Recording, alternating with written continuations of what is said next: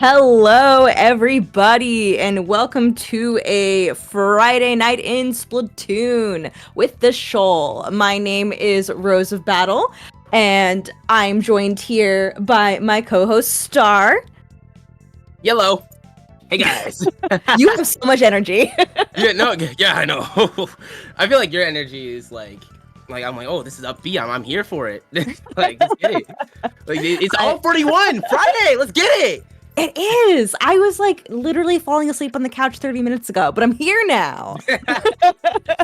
I'm here, and yes, this is all 41, and this is an all zones all 41, and I actually know both of these teams, both Time to Win and Driving with Influence in our round one. Do you know anything about either of these teams? I actually know both these guys very well. So, Excellent. Time to Win.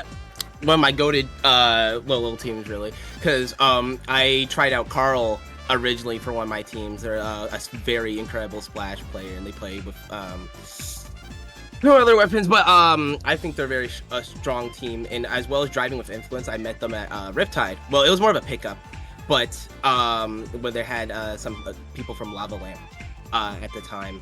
They're also very strong. Both teams are like, I'm really excited to see this going into, like, I think they're both really strong on zones. So I'm excited to see this going into Shipshape Cargo. Yeah, me too. I'm very excited to see both of these teams. Shipshape Cargo is a map that I was just playing on this time 24 hours ago, doing some practice on it with a team that is playing in all 41, all for one tonight. And how do you feel about Shipshape Cargo? I feel like some people hate Cargo and some people like it. Yeah.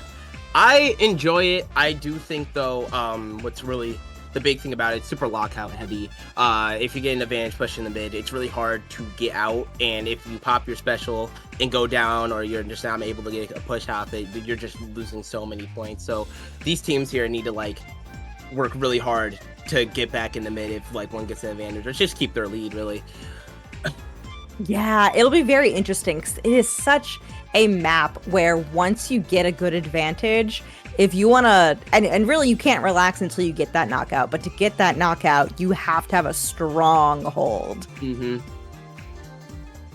But so it'll be interesting to see what both teams pull out here. There are a lot of different weapons you can use. You can definitely hold some nice corners and whatnot with some AoE weapons, which I wouldn't be surprised if we see something. We do see dualies. There is that splash.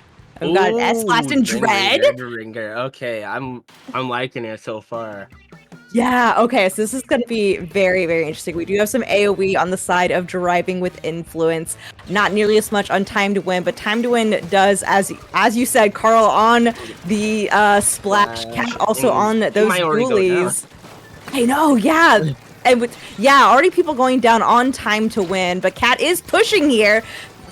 Was able to chip people, but not enough to actually secure any kills. So Driving with Influence is heading in to go down to 70 already on this first zones push. Oh, but their S-Blast goes down here, and the strikes are coming out, so it might be a perfect time to push. The headache does not take their top right back, but the decav with a bubble on hand is getting onto the zone and is able to contest right now. The Drive Ringer goes down after popping a slider, and they're just trying to contest. Well, the S-Blast is just deep. It's inside, so they're Drive Influence being staggered here means they might be able to get the cap. Time to Win might be able to get the cap, but it just seems like they're struggling. But they get it. Yeah, they do, even just, they only got 3 points on the board, but bigger than that, they were able to apply a penalty to Driving with Influence to hold this. And yeah, you saw, like, this decav can put out a decent amount of paint, but a Dread Ringer paints zones so well, even without Reef Slider, but like with the Reef Slider, oh my gosh. Dread Ringer Zinni combo with like even a headache. It's just like the paint is on overdrive, even for like the other team here with a splash and a dually. Time to Win goes down on 2 people, and they're popping specials with not a lot of people to push in with, but they still get the cap, which is huge. Possibly they can anchor this, but the slider's just going to cancel everything. They have to reset to neutral here. Yeah, that Dreadbringer did go down after popping that Reef Slider, but Cat's pushing in on these dualies, and it looks like Time to Win has woken up and is getting these picks now. So they've got this cooler out, they've got their bubble out. We do not have any other specials ready to go on either side right now, and the zone might if Time to Win is not careful. They really need to hold on to it, but no, they lose it and is going back to driving with influence. See, I really think they have a lot of aggression here, but I feel like it's just coming out at the wrong times. They're always going like 1 or 2 down, and then Dooley's just gonna rush in when they definitely need to fall back and play for special here. They pop strikes again while the Dooley's is down, but they just can't really get much value out of it as it seems. They have a cooler here, but the head goes down, but the decap gets the trade back, and it's just a scrap fest right now. Oh, it really is. We just saw that happening in that corner by the box there. And Time to Win is back in control. Nice. The decap lunging forward and getting a slash, but is then going to get attacked from 2 different sides, going down to that Zinc Mini. Oh, yeah, it's not looking great for Time to Win right here. The headache gets a good pick here, but they're trying to hold their top right, but it seems like it's going to be rough as they're being surrounded by both sides. I feel like they gotta just like give up this space, but they do get a pick on the decab, and they're popping resources while people are down, so maybe they can actually get something to go here while the cooler gets popped up. The Doolies goes in for a flank, trying to get any pick, but it just seems like it can't happen. It would have been a valuable crab tank if they lived. It would have been. They keep getting the cap. Dooley's is pushing hard again. Yeah, we've seen going down right there, which is huge. Now able to get tank angle out. Yeah, at least like the Doolies did time in their Cat really aggressively with that push, having cooler active to make sure that if they did go down on that flank, they pulled attention backwards away from the zone, and when they come back, they'll still have Crab. But now Time to Win's going to have to hold this for quite a while in this remaining minute to get down to 27 for that lead swap. Strikes are coming out to hold Driving with Influence at bay for a bit, but the chip damage from their comp is just really throwing Time to Win off their game, I think. Almost a full wipe. The head isn't able to get out and get staggered here. They need to come up with something quick and fast. That there's only 30 seconds on the board, and the timer is. I mean, not the timer. Sorry. The points are going down. They have strikes, and 2 go down on Driving with Influence side. Jelly is just pushing forward, and they're popping basically everything. Kai jumps out, and it seems like the Time to Win has one last hold for them to win this. They do, and these points do tick down pretty quickly, so if they continue to hold this in overtime, then they'll get the lead. But now we've got the Booyah coming. There's a Reef Slider on lock, but they go down! They might win this. They could! There's only the head of the It's only headed. 30! I think it's over. Yeah, oh my gosh. This. They did it, man. Oh my gosh! That Dreadringer dying at the last second was just so unfortunate for them. They had that was their main way to put get the cap there, and they just died. It's very unfortunate, but that was a beautiful win that clutch for a Time to Win. I'm loving what I'm seeing so far.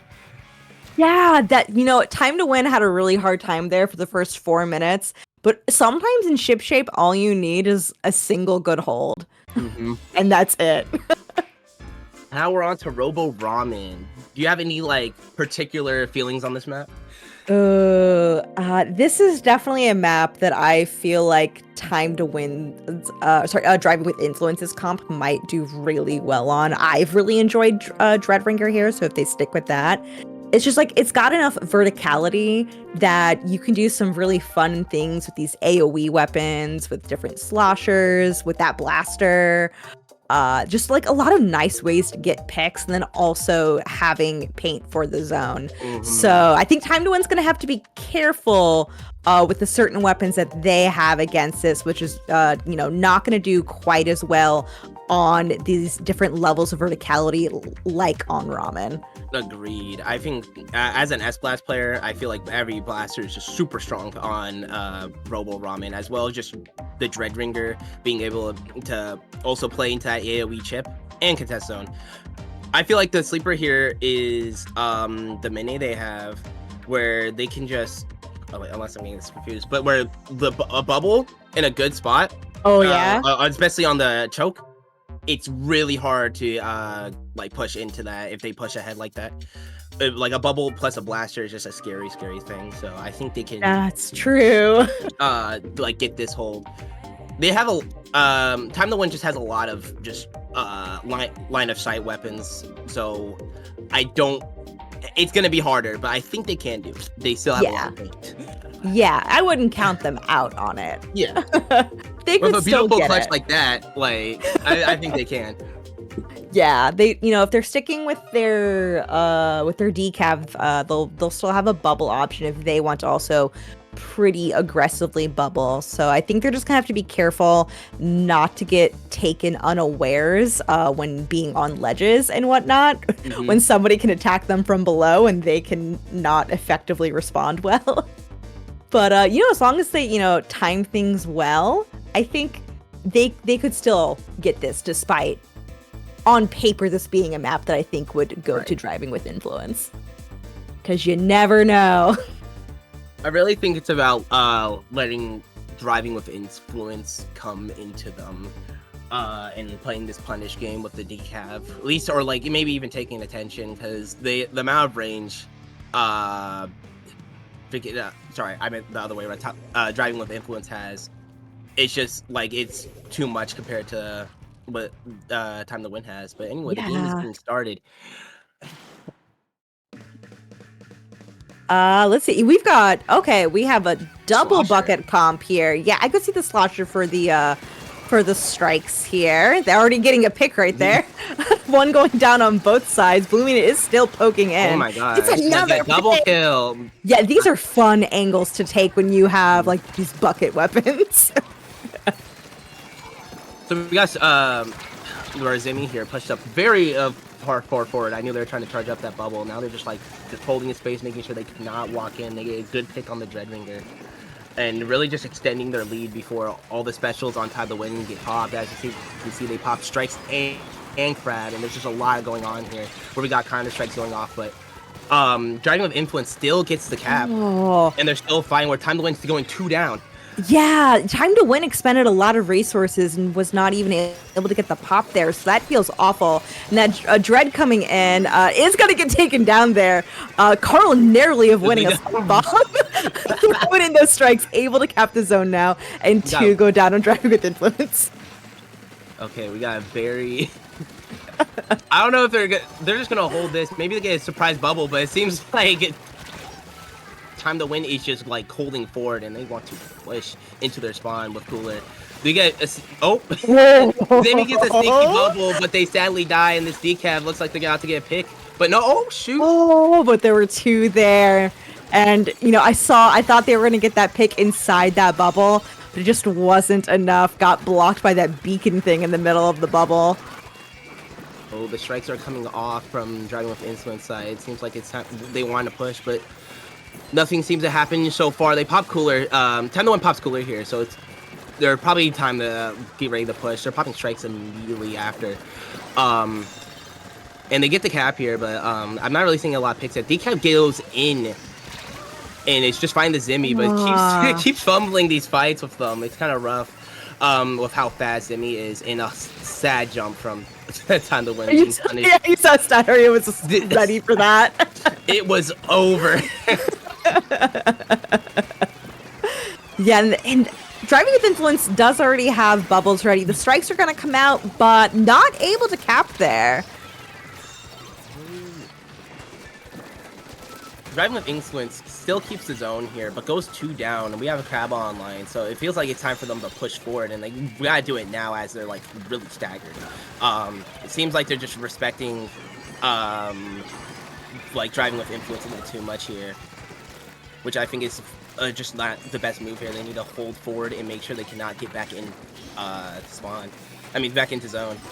Yeah, they do. They did force Driving with Influence to waste some strikes. It didn't end up doing much, but Driving with Influence was then not too long after able to get back in and cap right there. Kai narrowly avoiding Time to Win strikes here, poking in with this slosher. We've got, looks like Carl's trying to build up some strikes for Time to Win, but we have about less than 2 minutes left to go. Specials are coming out again, and it looks like Time to Win wants to go in and take some space. But I think just like the aggression from Driving with Influence has been making them play farther back than they would optimally want to be. I see that. It's mainly, I mean, when you have a team with a dually and a splash, we're not necessarily like bad at finding weapons, but like when you're fighting against a double midline with a Zimmy, it's just like it's hard to fight. Everything outranges you or just like outspeeds you. It really depends on how this decaf plays with their bubble and lets their team in. Oh, yeah. Yeah, we've had just a lot of picks happening on both sides, but like not necessarily time for when you want the picks to happen for good holds and whatnot, which is why, you know, we've got less than a minute left to go, and we haven't had a huge change in points in the last minute that has passed. We have 30 seconds left to go. Sunday for Time to Win, trying to stay alive here. That cooler was out. I'm sure they would like to get another cooler going for this final bit. This Dread has Slider ready, though. That was a greedy play by their head here. And yeah. The strikes are going on, pushing their team back. And Decab, with that distraction, is able to get a direct and a bubble onto Zone. Sadly going down, but like this could be big. They're 2 down. Driving with Influence is 2 down here, and they need to go now. They cannot let them play Zone again. But yeah, sadly, they gotta cap it, but they couldn't cap. They're just not able to, even when they got a couple people down before that last final bit on Driving with Influence. So this is now 1-1. Yes, sir, ski. I really liked the double slide. Not the double slide, the double bucket comp here. I think it was just. You take 2 godlike AoE weapons, put them on this map, bully the splashes, bully their farthest range weapon, which is just a headache at the end of the day. They can't really do much. Yeah. But we're on Mahi, which is honestly, I'm not really sure here where who has the advantage here. Where Time to Win just has them out the strike output and just paint the bubble, while Driving with Influence has that scary Dreadringer and just enough specials to hold Zone as well. I think it really, I guess now I'm thinking about it, it really comes down to who can fight better here, and last round proved it was Driving without with Incident. Yeah. Mahi Zones is my favorite map mode, and it really does come down to, are you able to time things correctly with your team so you're all moving in as a unit so you don't get picked off. There are some nice AoE spots you can hold here, and Reef Slider does actually feel pretty fun on Mahi Zones because it is so much smaller and you can more reliably get picks, or at the very least consistently chip people so that a teammate can go finish the job for you. So Dread might cook really well on here, but yeah, not necessarily. I would say either team comp is super favored for Mahi Zones. It's really going to come down to how do these 2 teams play as a unit. Sorry. Yes, I'm so sure on that. I hope we see a comp change at least from Time to Win. Maybe not even a comp change, but just like they have to play just a little different, because just it seems like they just are walled out by the amount of just AoE and walls that Driving with Influence was throwing. So to play this correctly, they just have to again fight them and fight them well, fight them as a team. Maybe a distraction based playstyle could work. Yeah, they've got those dualies. I can tell those dualies keep wanting to flank and dive in and draw attention to themselves for the rest of the team to finish them off. I think just things have not been timed perfectly, and it is difficult to very difficult. That. I do think that it's mainly just the timing. I'm watching the scoreboard and 2 go down. They're like, this is my time to dive. It's like, just jump out, dude. I actually have a teammate. I get it. I also play Dualies. It's like, I get it. I happen to have a Tri-Slosher who's even more rat-like than I am. Oh, no. he'll be like I'm flanking, and it's just like, oh no, like just the weight goes down to my stomach, like, oh no. Like, no, don't do it. Come back. Ooh. Okay, An we got big changes from both teams. Yeah, we do have a double bucket comp still from the side of Driving with Influence, but we've got this custom Explo now.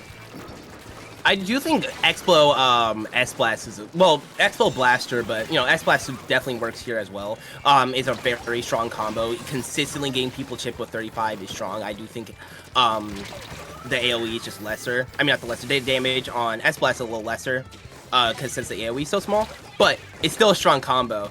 But let me stop yapping about friggin' the S-Blast, my favorite gun, and let's talk about the game as Driving with Influence gets the cap here, but goes 2 down. And yeah. Time to Win is finally getting to push up with their Sword and Zipcaster. I do think Sword is a very strong pick with this. It's compared to the Decap, it gives them that extra bit of range, which I think they really need compared against these comps. Yeah, I think they're definitely going to be wanting that. And oh my gosh, is Driving with Influence playing such a chip-heavy comp. They're like all AoE weapons, and plus the zap, plus mandatory zap. Plus, I meant on zap. But actually, it's Time to Win, who has the lead right now and still has possession of the zone. They've been holding this. They're going 2 down. Carl's trying to hold this with those strikes, just trying to sustain. Gonna have to be careful of the triple splashdown going down and just automatically flipping the zone there. Oh my gosh. Yeah, they couldn't really do much, sadly, when you're just a splash like that. It's kind of hard to contest a full team like that. But, resources are going out on both sides. They got a Crab Tank from Quat here. Oh, who seemed like the slider there really wanted to punish it, but it just sadly just goes straight into the water. Yeah, I've had that happen. Always sad when that happens. All right, Driving with Influence is going to have to do a reset here. Time to Win Jelly able to team up with the rest of the team. Time to Win's actually been playing this really well about taking fights together this time. Oh, well, everyone wants to play in the water today. So maybe the real villain is just the map itself and not that. I love this map. Strikes and Zip comes out from both sides. The Zip gets a direct. Oh my gosh, Game 2 Jelly is insane. But they're not able to stop the slider, and maybe Driving with Influence gets the cap, but this Sword is just still fighting, gets another direct, and another super jump, boom! And that just might be it, unless this Booyah Bomb comes out on zone right now from Driving with Influence. I just don't think they can cap against a double splash and a dually. Yeah, as long as Time to Win is looking at the zone here and trying to paint over it. And everyone's looking at the zone. They're trying so hard to paint it. That Sword just got so much value, and Time to Win wins the set. The Sword was just the perfect pick into that comp there. It was beautiful, man. That Zipcaster gave them so much value right when they needed it. Exactly. That was just a beautiful showing from just everyone here, Carl, Quad, Sunday, and Jelly, for able to hold the zone and just fight well together. All the blunders with the water did not matter there. Who among us has not taken a dip in Mahi zones? Definitely a good showing from Driving with Influence too. It was just sad there that I mean, obviously I care about both teams here, but they just weren't ready for the Splatana, and I think that really showed. Yeah, Jelly Splatana was really so huge. We saw in that replay, it did so much work for them. And, even if you've got some nice AoE and some good specials for contesting zone, like Dread's Reef Slider, if you keep dying, that's gonna hinder you for getting to the zone to use those specials. Right. It doesn't matter how many sliders you can pop all the way from spawn. If the rest of your team is dead and you don't have the lead, there's not much you can really change, sadly. I mean, not really sadly. I'm sorry. I hate fighting slider on zones. Yep, the slider cheese. We've got there's a lot of cheese in zones that you can do. Sadly, it's like all of them are just some of the best specials in the game, so you're gonna see them every time. You got the strikes, you got the slider, even Booyah Bomb. It's just like, oh, get it out of here. Yeah, and you know, we will hopefully see more and more teams tonight paying attention when we see those key specials go online on the opponent's side and be like, you see that dread with that reef sliding, you know they're gonna pop it on zone. You're gonna be like, okay, we gotta take out that dread. They're like ASAP. There's so many times where I got like that lucky direct. I'm like dread is dead. Like nothing is stressful. I'm like, just a huge weight is taken off of me, and then we go 3 down, and it didn't matter. That happens too. Yeah, congrats to both teams. We both of us do know both of these teams. So it was really fun to see them play against each other, and always love to see like a 2-1 set. Right, and it was, that was just fun. It was close. more games to talk. Like, look, even when I lose or whatever, as long as like I get to play and like more, and it was good, like that's all I cared about. Like if it was just a good set, like that's how I feel like that is like the best part of competitive Splatoon, just being able to like play the game this high level, like even super close matches back to back to back to back. Just like it's amazing.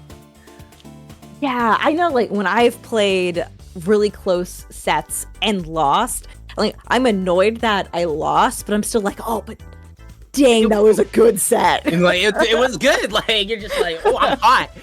Like, yes, like put me back in, coach. I want another round. Unfortunately, we do have more rounds coming here soon.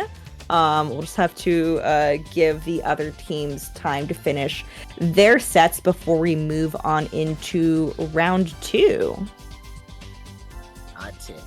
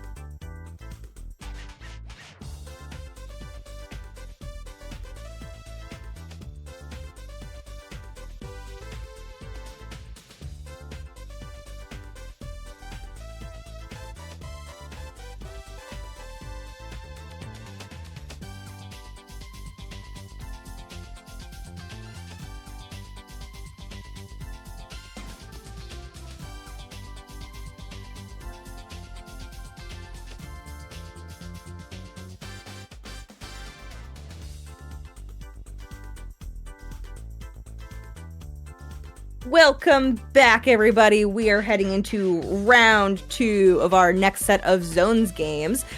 Tonight, we've got See Me Fall and Minecraft Bedrock Edition. It's a low quality image of just the Minecraft title from Google.com. I love it. We got the 2 mobile games on.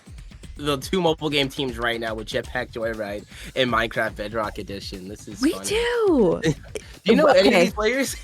Or No. Well, maybe I've seen Snowball, maybe, but her name sounds familiar. But perhaps. mayhaps. But yes, we'll have to see which game comes out on top.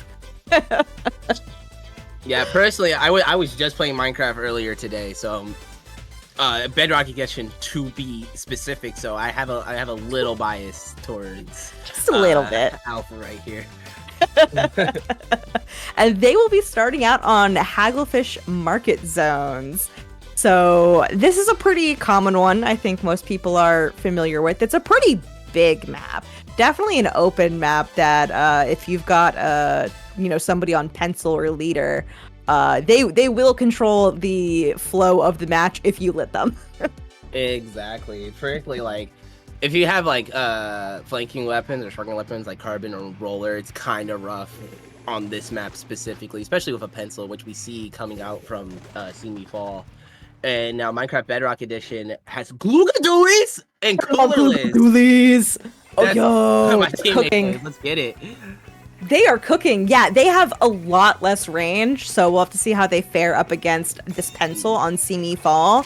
The Nautilus already going down on Minecraft Bedrock Edition, and the Try, unfortunately, and the Glue Guns. So they're just holding forward. They W key and forward. And that's all they cared about, and they just got so much value off of that. Now they have See Me Fall has a really good hold here, but strikes are coming out from Minecraft Bedrock Edition, so we might be able to see a push go in, but they just don't seem to get any value out of them, sadly. And now the strikes are coming out from the other side. But the Jet from Tri-Slosher gets a pick on the pencil and the Dually Squelcher, so they're pushing in now and making it scary. This Wiper is about to get back shots of doom from the head hit, but maybe I'm just wrong because he just didn't walk forward. Yeah, we've got monkeys. Oh, this Wiper's hammer just doing silly things with hammer. And okay, they did. I was like, how are they not dead? How are they not dead? There we go. But unfortunately, Minecraft Bedrock Edition has not capped the zone yet. Oh, no. And if they don't get in there soon, they've got 2 people down and less than 10 seconds to go. And See Me Fall's gonna take this first game if they don't get in there. That was just a quick match, like, holy. That was so quick. Yeah, like you said, they just hit the W key and held forward. I really thought Minecraft Bedrock Edition was gonna get the cap. They got like so many people down, like with the Jet, and I was really expecting that not to get the sword there, but it just didn't happen. But it was just like, wow, no one got the cap there. It's kind of sad. Yeah, unfortunate. Sometimes prioritizing zone is momentarily more important than going for the picks sometimes.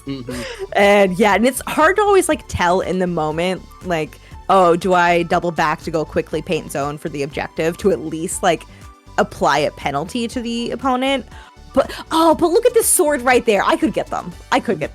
You're like, like, I mean, as a blaster, I even worry about the zone, which is crazy. The amount of times I'm like playing back and I'm like, I'm painting zone, and it's like, you could just hold forward and kill them. And it's like, nah, bro, I need to see that cap before I feel safe to do anything. Yo. But now we're going on to Barnacle a Dime, which is just another lockout heavy map here. And if it's anything like what we just saw with Hagglefish Market, See Me Fall might just keep them in their spawn, keep Minecraft Bedrock in their spawn, and just it might just be a quick game. Yeah, all 3 of these are pretty lockout heavy. Kind of a rough selection of 3 altogether. So, it's gonna be tough. Barnacle, like you said, is so lockout heavy, and if See Me Fall keeps that pencil, they're gonna still have a lot of a range advantage on Minecraft Bedrock. So, I think it really is just a matter of you call out opponents when you see them as Minecraft and work together as a team to take them out. Try to keep that pencil uncomfortable as much as you can. I could see, there could be a Zuka pick coming from Minecraft Bedrock. They do have a shot. And frankly, I think with all the paint they have with the Tri-Slosher 9 Lugas, which isn't like insane paint, but I think it's good enough, frankly, to sacrifice the strikes for like zone cheese for a Zuka that keep those far range weapons just back and making sure they can actually like push in through that. Yeah, that's true. And like there are definitely some fun spots that you can poke with some of the weapons that we saw on Minecraft Bedrock. I'll be interested to see if they stick with the Galuga dualies. I've definitely found like as a dualies player, Galuga's definitely for me one of the hardest ones to play because it is so different from all the other dualies.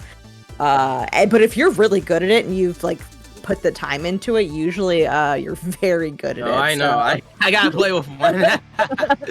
So I hope that we still see them. Same comp from See Me Fall. Is there any changes? Oh, the RB. RB Glugas. That's something I actually run. RB's Glugas T-Tech is a comp I run for my team, and I think when you're playing Glugas and just struggling with some fights sometimes, it's just always good to like, hey, if I get one shot, the RB can finish it off, just if they're looking at the same space. Yeah, it's a very good true. combo. Yeah, Minecraft is definitely gonna have to get picks in before they have big zone holds here. They do have all these specials coming out, just forcing people to try to jump out and die right there from that inkjet from the Trine. They are moving up, taking people down. This is looking much better than the previous now game. They're holding the W key. They're gonna get another jump in. Okay, this guy just didn't even care about the pen. Oh no, they went for the wiper. Yeah, that's how kiting works sometimes. But it seems like their Minecraft Bedrock is pushed back, especially with the stamp coming out. The RB goes down sadly. I don't think they're gonna be able to hold their plat. But I mean, it's only one person fighting it right now. They're all looking at left street, just scrapping on just both angles. And the Glugas goes down because of it, but no one's capping. Yeah, they're not able to finish capping that zone. I do that try. The RB gets the pick. I'm an inkjet. I can't paint it enough. Go up. Oh shit!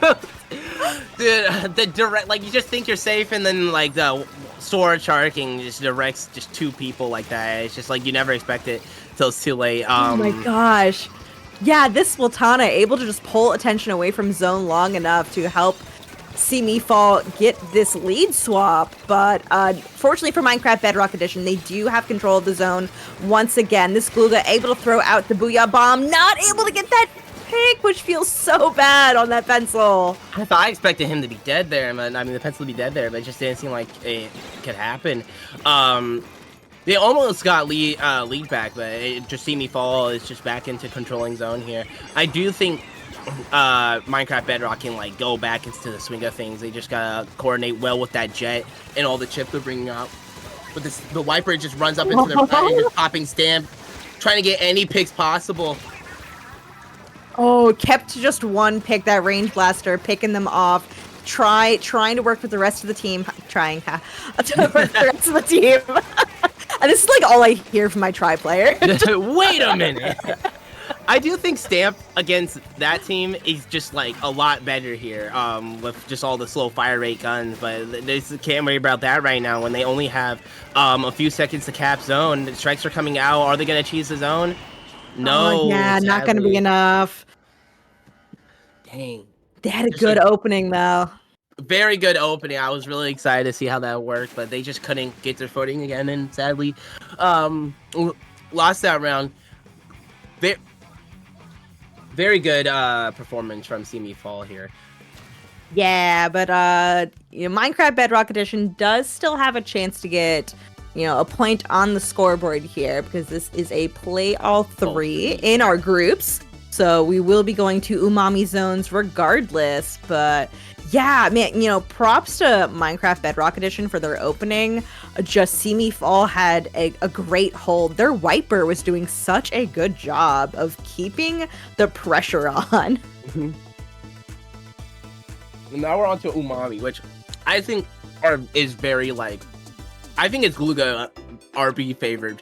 Not biased at all, but just being able to wall off one side, and controlling that top mid with the RB and also the Tri-Slosher here is really scary. But they still have to worry about that pen just sitting back on dome and going ding ding ding ding, and then the jet goes down and the RB goes down, and it's just it's just gonna be a lot harder to get rid of that guy.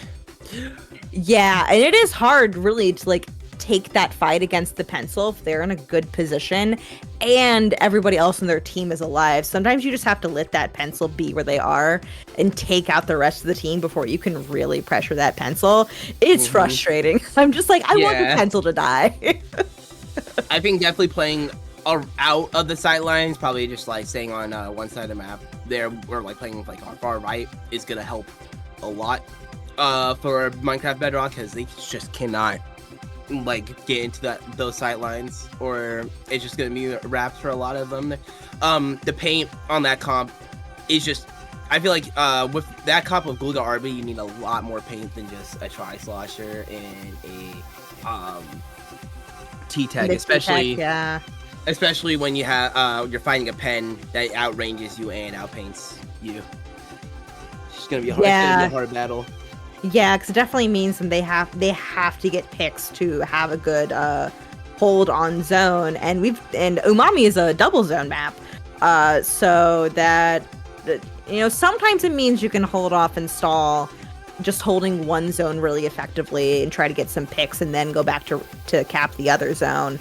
But it also means that if you're not careful, and if you don't go back and cap the other zone, you might think you have a breather when you really don't. If you've got a pencil all of a sudden firing at that zone closest to them. Yeah, can't it like full cap of like one clip on this map?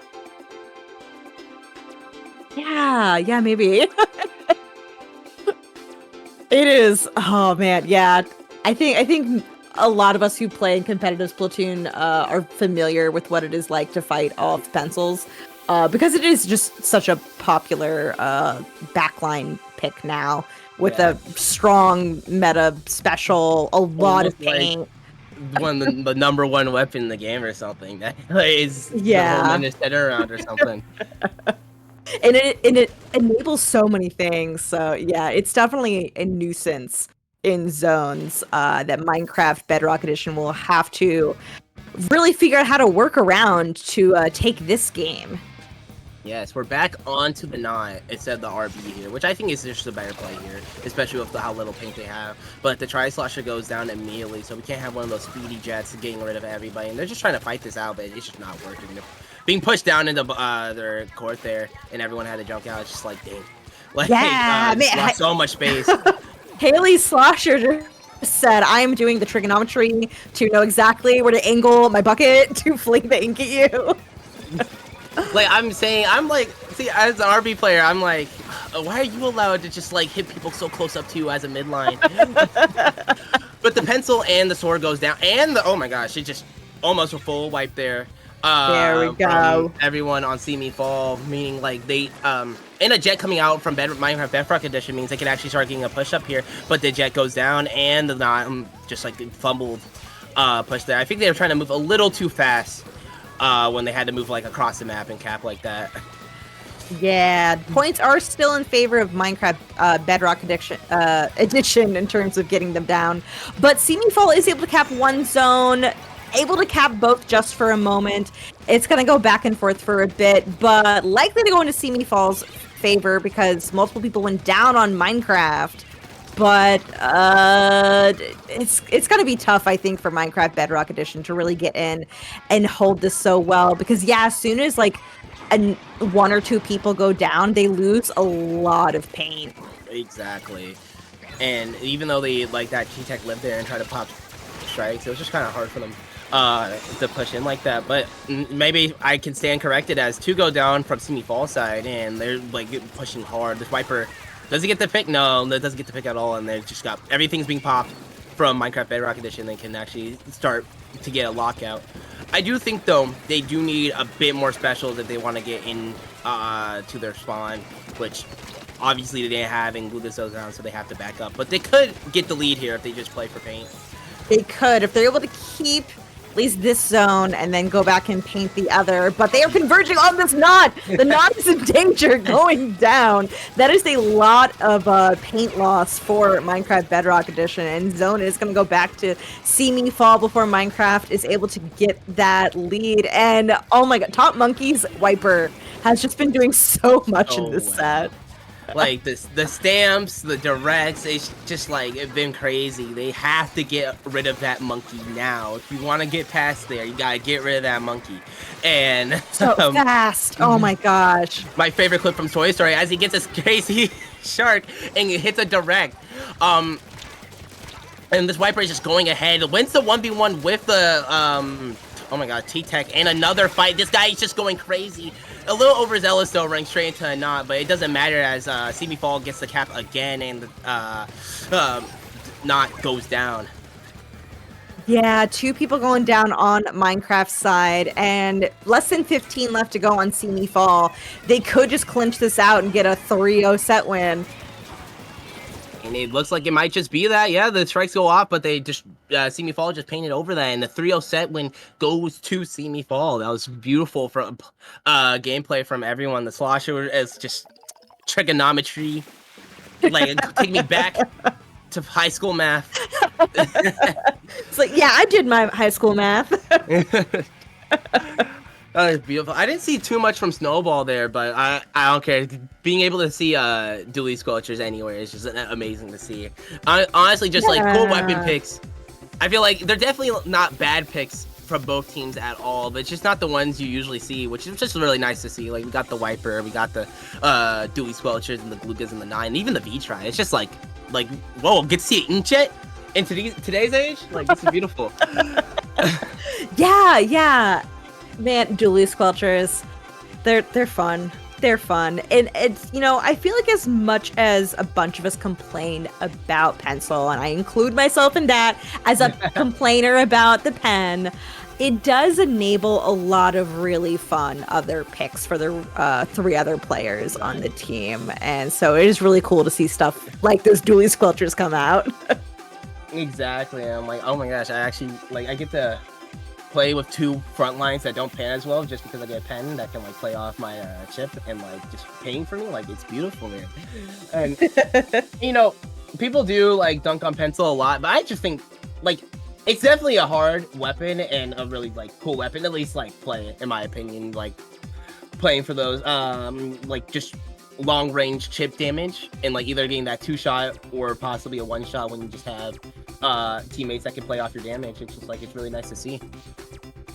Yeah, it is really, really fun to see. So congrats to both teams. They'll be moving, we'll be moving to round 3 soon, and we'll find out what teams and what maps we'll be seeing soon. Mm-hmm. Date boyo!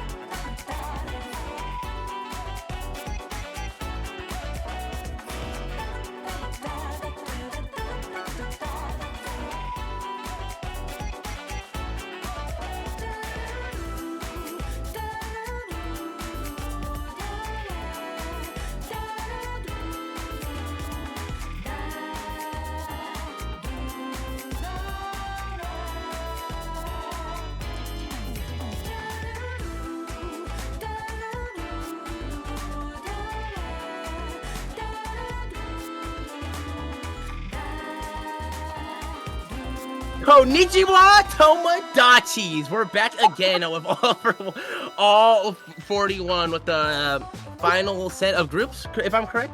We're coming in with Shellfire and Dropped. I was actually just looking at that team when I was checking the Sendu boards here. I do know, I believe I know some of the players on Shellfire. I run into them in open sometimes. Okay, I guess I don't know them. I see them. But you know of them. I know of them. It's mainly Slippy Talks. That guy, and I don't ask me what he plays. But he's fun to fight against, I guess. But no, you got two great teams here ready to run it up in the last set here. We got Mako Mart, Mahi Mahi, and Robo Ramen for this set. Let's talk about Mako Mart, because yeah, this can be a really fun AoE map. So we'll see. We do have 2 buckets on the side of Dropped. And more line of sight stuff on the side of Shellfire. But I love seeing Dapple Dooley's Nouveau. Let's get it. Like, we got the Dapple Dooley's, no QR. We're going straight into a special power up. We gotta play Dapple's, you know it for the zone cheese and nothing else. But he gets a good solid kill here and is able to trade back. Oh my gosh. You're still Nah, just alley, no, really. Well, I was gonna get to this because while Dropped has the double AoE, and which is just like super scary on this map, I do think close range weapons excel here, and Dapple's is a prime example of that. And when you have a sword that can just camp on the bottom like left side and just shoot blade beams on like everywhere, it's just like, oh, I can't. It's hard to push in if they get on lockout. But it seems like Shellfire isn't able to get to this lockout so far because they just got 32 points on the map, but with a good Zuka, Shellfire takes zone again. Yeah, that the Reef Slider from the Dualies, that special power-up Reef Slider, was able to get that zone to apply 52 penalty points over on Dropped. The Decap's trying to make their way in, but they're just, everybody is there. They are going to go down. That's 2 people down on the side of Dropped. You got the Stamper guarding these ledges, getting some damage in, able to work with the rest of the team here on Shellfire. And if they keep holding this, they will get that lead swap.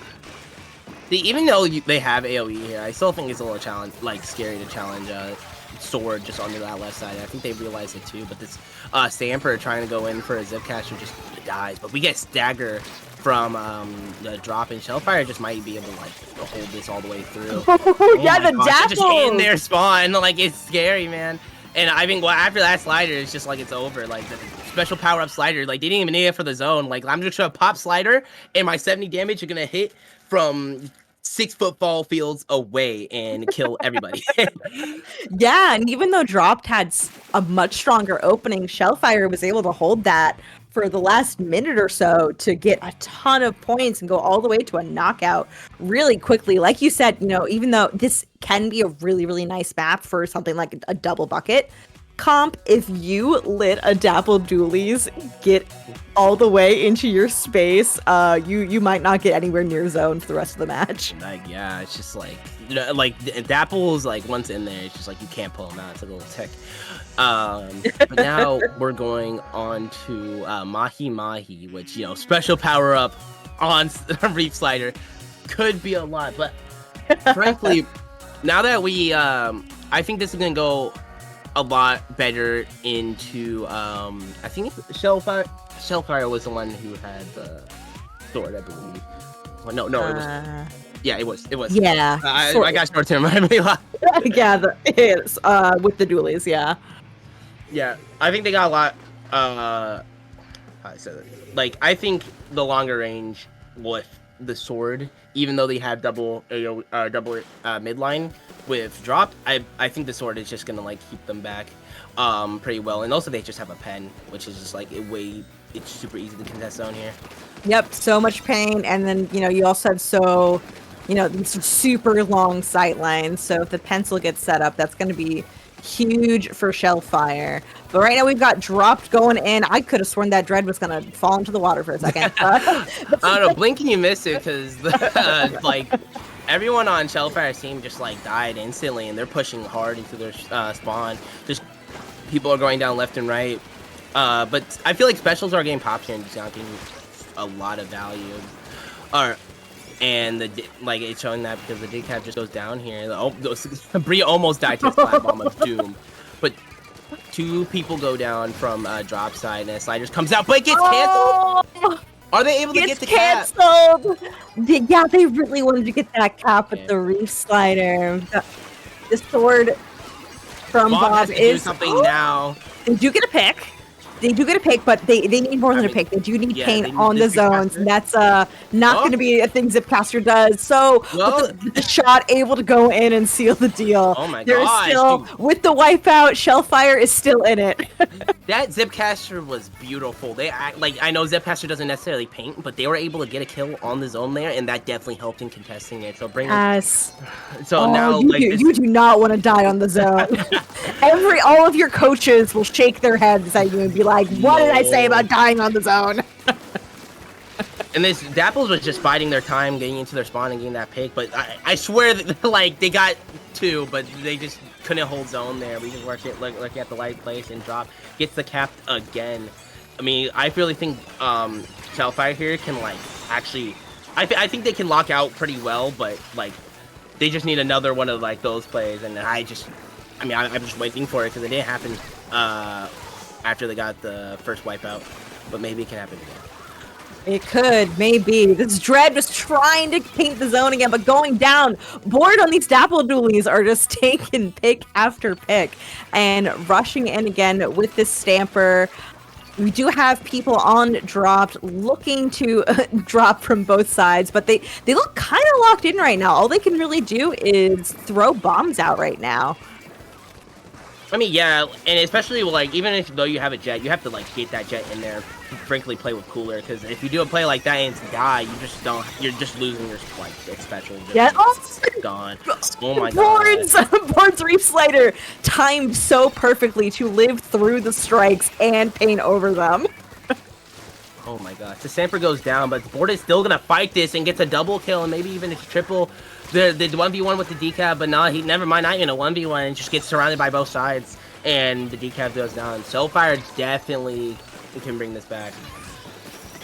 They could. We've got the Reef Slider from dropped on that Dread to make sure they hold that zone.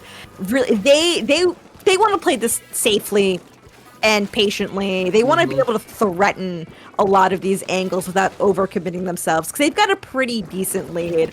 But if they get wiped out here, I think it is entirely possible for Shellfire to clinch this and go down all the way to 2 and get the lead. It's definitely rough for Shellfire here, in my opinion, especially when you're running they're running double strikes and a slider weapon here, meaning at any time, like they can just contest the zone like it's nothing. Even they pop slider cap zone, nah.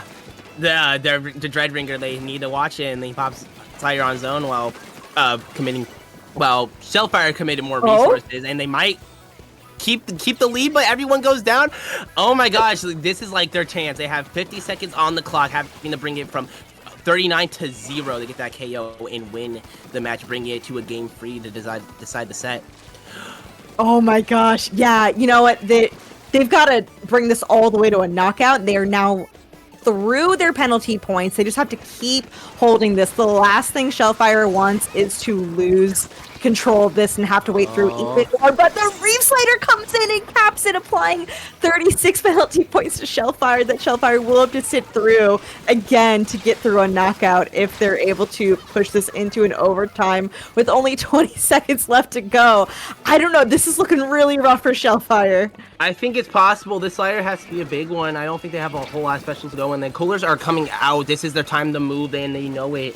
Slider is about to come out on the zone right now. It doesn't get any picks, but it does get the cap, but the Dapples goes down, and you can't really do much after that point. But everyone, everyone goes down on drop side. Are they able to cap the zone? They have to play the zone. They get the cap. Are they able to paint over the strikes?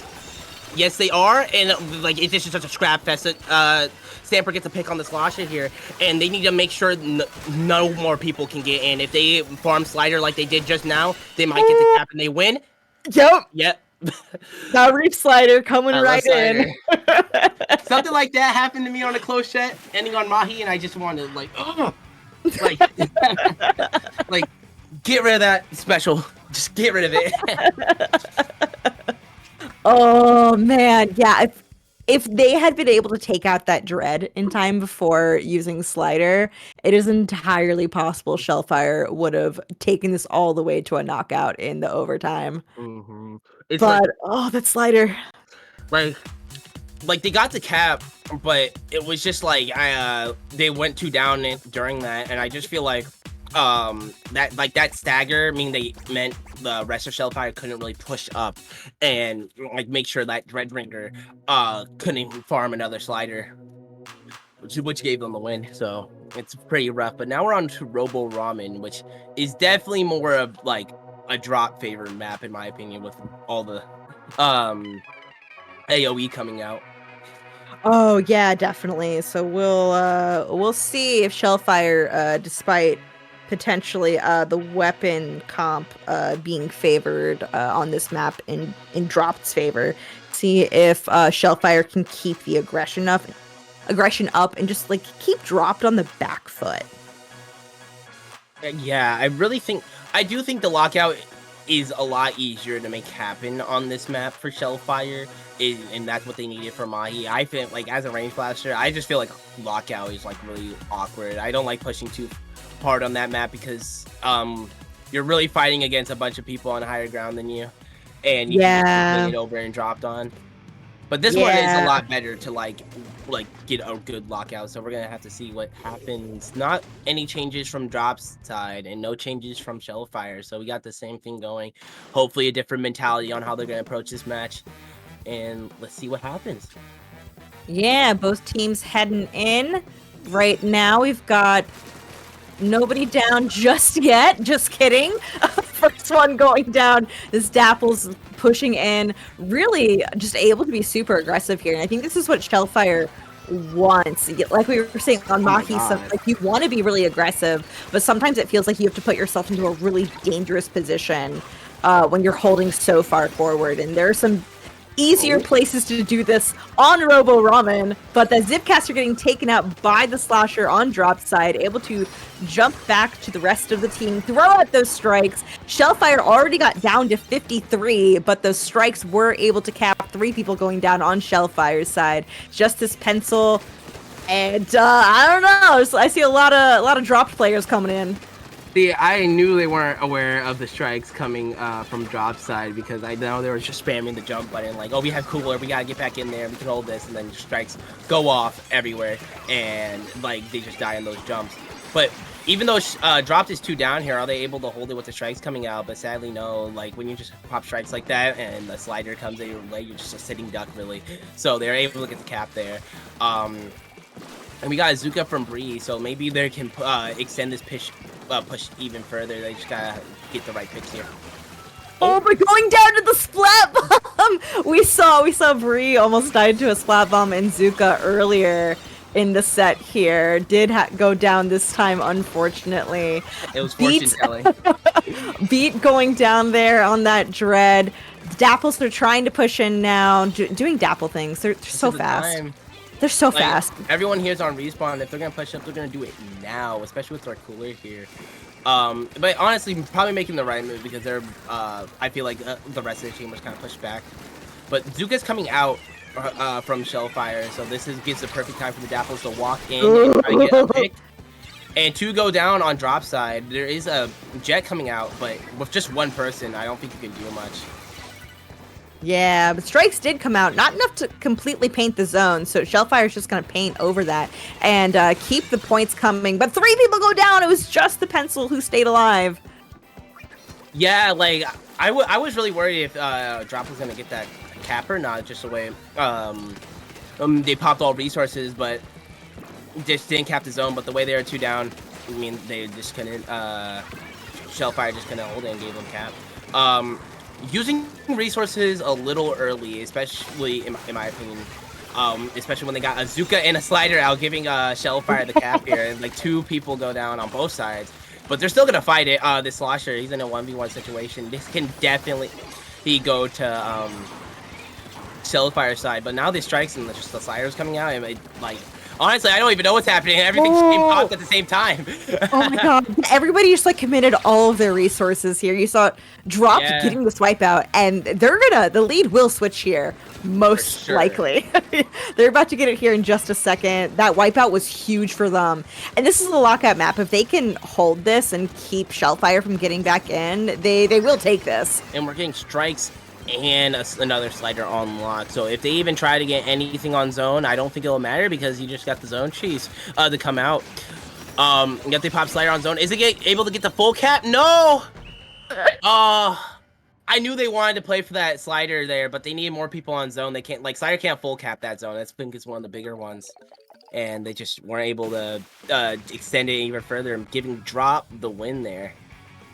Yeah, not able to get that one. So, but what a back and forth. Yeah, I'm really impressed with how Shellfire did play so aggressively in this one. Even though they lost this game, they had some good holds. Just wiping when they did was so bad. Because, yeah, then you saw there were all these resources online that Dropped was able to get. Their T-Tech able to get those strikes out really quickly to be able to force Shellfire to stay away.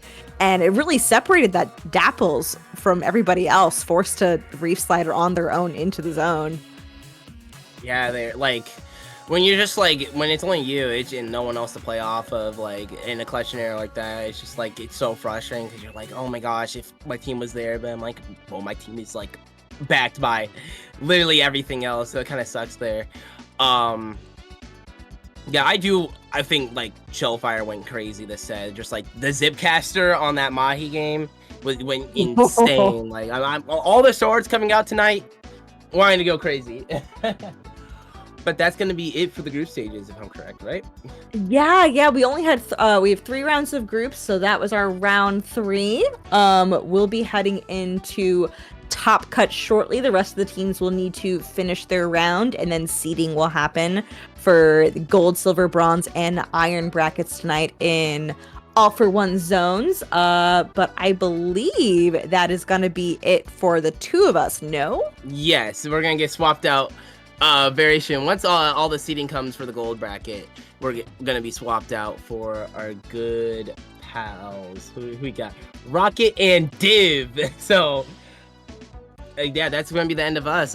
It was glad, like, I had a lot of fun being here. Sorry. You know what? I did too. This was good. I got a huge surge of energy. I am not the person I was 2 hours ago falling asleep on the couch. Same. I've been bored out of my mind. I haven't been able to play. My internet's been terrible recently, which I was like, I got Splatoon 3 yet. So being able to commentate, you know, at least I get to enjoy Splatoon 3 in a different way, which is awesome.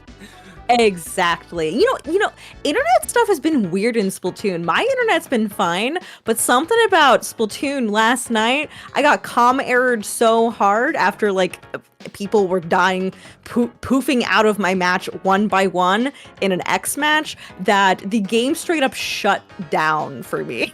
Dang. It just said, no, there was an error. There was an error, and we've had to close the game. Yeah, $20 a year, my friend. Yeah. Love that. $20 a year, no servers. No, I cry every night. Well, this was a delight. Wonderful to have you here with me. If anybody would like to find you, Star, where can they go to find you on the internet? So I stream on Twitch when I play the game, usually for any tournaments on Star LTE or twitch.tv/Star LTE. I also post on Blue Sky, which is Star X Lite, as in LITE.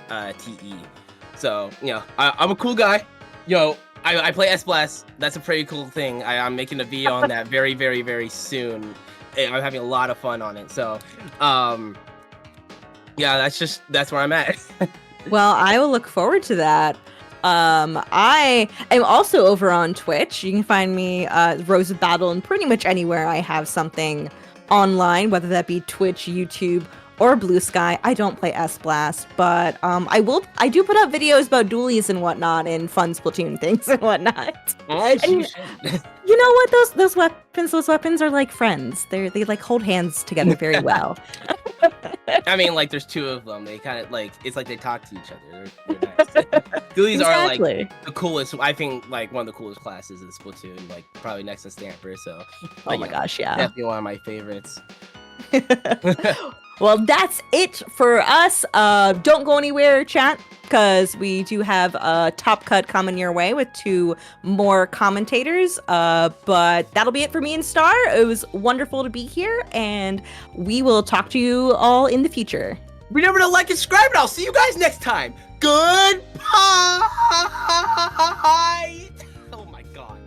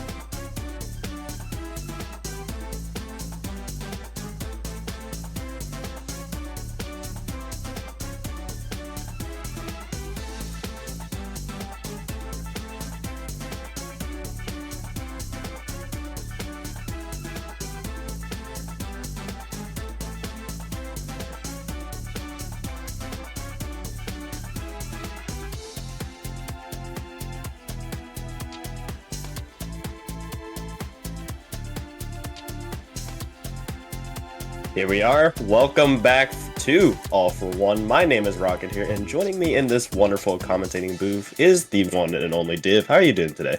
I'm doing great. I'm having a grand old time. Happy to be commentating for All for One. Rocket, how are you feeling?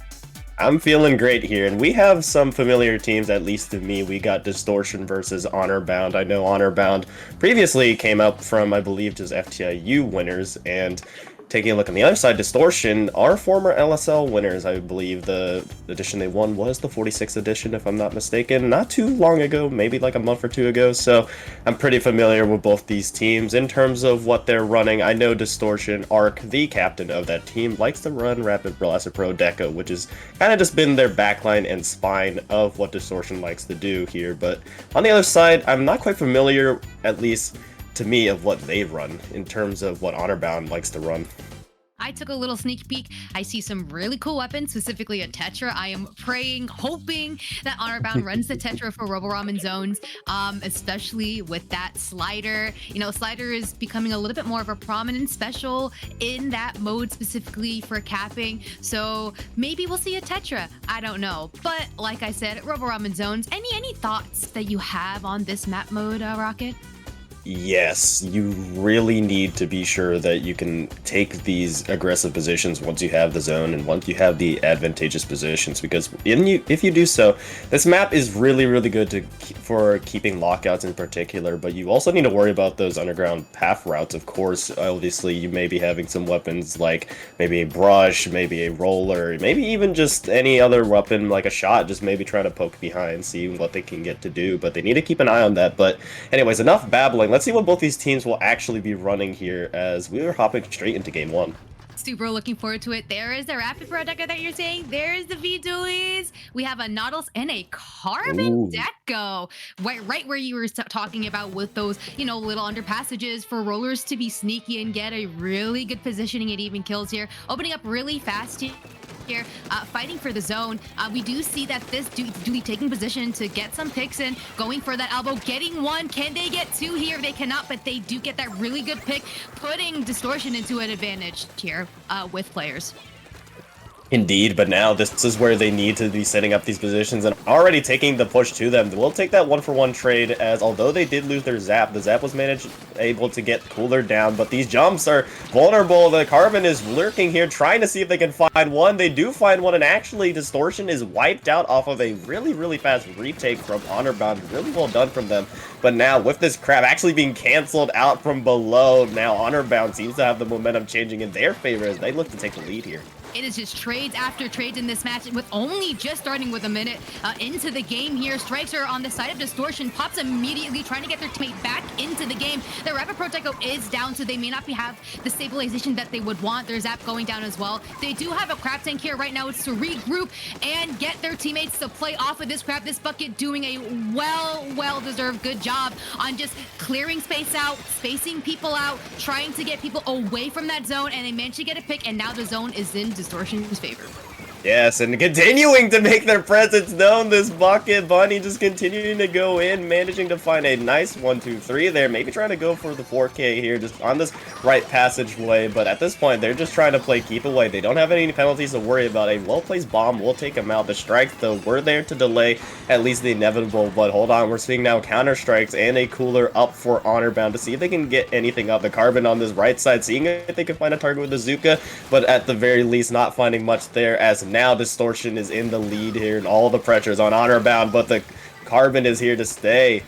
But as soon as you say that Slosher again coming right up, using their range perfectly, tossing that bomb and just sloshing the day away, denying area for Honorbound here, and it may look like we're in a situation where Honorbound is fighting for the zone at 2 points remaining left. Will they be able to take it? They go 2 down. The game going to Distortion for round 1. Gold bracket. Holy crap, that was a really good game. I'm a huge fan of the dualies. What do you think? That was absolutely amazing. I mean, yeah, that was a really good showing of how Distortion are able to be resilient. I mean, you saw them, they did get the initial pop, they get the initial zone take, excuse me, and afterwards, although they were pushed back quickly by Honor Bound off of that wipeout, you see right here, this is where the comeback started. You see, just based on the fact that these players were able to take 2-on-1 fights, being able to isolate them one after one after one, and then it certainly does help when you have a very good player on bucket such as Bunny here, and just being able to just say, hey, you have to worry about me, and I'm making my presence known off of the get-go, so definitely something that Honorbound has to keep an eye on, but really well played overall from Distortion. Absolutely. We can, we can tell from Distortion's composition that their bucket is their core magnet, their core glue for their, for their comp. So, that bucket was just able to get a lot of picks on Honorbound. So we're moving on to Ship Shape on zones here. And really, what do you think the counterplay here is for Honorbound? What do they have to do to handle that bucket to not walk in? You really need to see if you can get your Carbon in such great positions where Distortion won't expect it, because if you're going to be running a Carbon comp, you need to be able to allow yourself to have that paint, allow yourself to position that Carbon in tricky situations, because that is the main weakness of Carbon. It just struggles to get in by itself, and I'm sure that if anybody picks Carbon, whether it be in any set, the other team is just going to be honing on, saying, hey, they're going to combat, saying, hey, please make sure you know where that Carbon is at all times. So if you are honor bound, you need to make sure that doesn't happen with support from your own team, whether that be the pencil or any other weapon for that matter. Absolutely. A very important, dynamic to a comp that has Carbon is paint. If your painters aren't alive, you're going to be struggling as a Carbon. So it's very imperative, very important that, your painters like the Neo Splash and the Pencil live, and, spamming their subs and specials and just trying to get that Carbon into the area that they want to use to get their team into advantage. And here we go right into Splat Zones on Ship Shape. Let's see what the counterplay is. See, we're actually switching over to the sloshing machine. I like that choice a lot. Looking at the other side, I believe a very similar, if not the same comp here, with Halo still on that Carbon roller, just rolling with what they got, rolling with what they're used to here. But now, Bunny on the sloshing machine is an interesting choice. Any thoughts on that, Div? Absolutely. I believe, as Bunny just goes down there, that point sensor is for that Carbon. They won the game, but they're continuing to adapt their comp to completely counter Honorbound here, and it's an absolutely beautiful concept and a great way to solidify your games. And the zone goes to Honorbound here. Whales will be popped by Arc. Your painter goes down on the side of Honorbound here, and the zone will go to Distortion, and Bunny again doing work here, just getting picked and just tossing that point sensor, trying to locate that Carbon, holding that Zuka. Really good positioning right now. Really good specials for Distortion here. Yeah, and continuing with their presence known as well, managing to find the pencil on the side of Honorbound. Bunny is a problem for them for sure here, but Halo has a Zuka and manages to find two, just line them up and knock them down. Halo, a really good position there to take that Zuka. Now off of the backs of that Honorbound are now trying to push in. They will take control of the zone. However, Arc is still there, giving jumps for the rest of Distortion to see if they can recover this as Cooler is popped from Honorbound. Absolutely, we see Bunny getting another pick, getting two here. Bunny is just a menace on this field, taking this really great fight, getting a wipeout, almost a triple there. What intensity from the side of Distortion. I absolutely cannot believe how Bunny is able to just maneuver here and do extremely well here. Yeah, pretty much taking over that Slayer role for themselves and saying, hey, maybe the flashy weapons are the brush, the Carbon, but hey, maybe give some buckets some love here. But yeah, Distortion have strong control of the zone out of their penalties, so they're just really trying to see if they can play keep away here. However, Honorbound are able to maintain it and get themselves into the zone, so now Distortion will be forced to have a pretty significant penalty. For sure, absolutely. Just talking about their composition a little bit more here. Again, that machine is used to point out that Carbon. Trying to get that Carbon to not do anything sneaky, anything, under their nose. And again, it's a really good counter pick to that Carbon. Agreed. And now we see here the Crab on the side of Distortion being played, just trying to see if they can provide some presence, but no. Honorbound are still holding pretty firmly here and actually quickly take the lead off of the backs of that Bunny now. Tries to move in with that Zuka, but it's sharked out by that Carbon you saw there now. 25 left on Honorbound's side. Distortion now have all the pressure on them to see if they can take this back. Halo still, though, being a major thorn in the side of Distortion as the zone is being heavily contested between both teams. Now, finally, Honorbound gets it. 10, 9, 8, and now Honorbound have all the momentum on their side, but hold on, the Crab coming out from E will allow themselves to get back into it, so Distortion still not dead yet. All right, good to hear that they're still in it and they're here to win it. You know, again, just being able to have such a strong composition here. Bunny, again, just doing overtime on that machine. You know, it really just seems like Honorbound is struggling to understand and how to grasp on what they can do to get Bunny out of their way. Again, we see Bunny with that Zuka there, popping it right away here. And again, just really, again, Honorbound needs to figure out how can they handle the sloshing machine, because it's very, very obvious that, you know, Distortion composition is revolved around, you know, that machine, right? So they have to be like, okay, well, how do we do this? Do we throw all of our specials at the sloshing machine? What do we need to do? And let's see what they do with popping Zuka and 3 specials remaining. Yeah, I mean, speaking of lighting them all up with specials, all the specials are online. Pencil is there, however, the Carbon you saw go down, and now come the Tri-Strike, so now an opportunity for Honorbound to go in, but you used all your specials, but they still have not yet gotten a foothold as Distortion hold firm, and they will end up taking that one in yet another comeback fashion. Distortion, a very, very resilient team, and just showing us right there, managed to take that one. Absolutely. You know, even if they had all those specials lined up, they managed to lose that you know, that situation. Why is that? Well, it's because that their specials weren't directed towards a specific area that their teammates wanted to take, right? So specials in this game is strong for a reason. It helps you take a certain area, right, for your team to play off of to continue a advantage situation.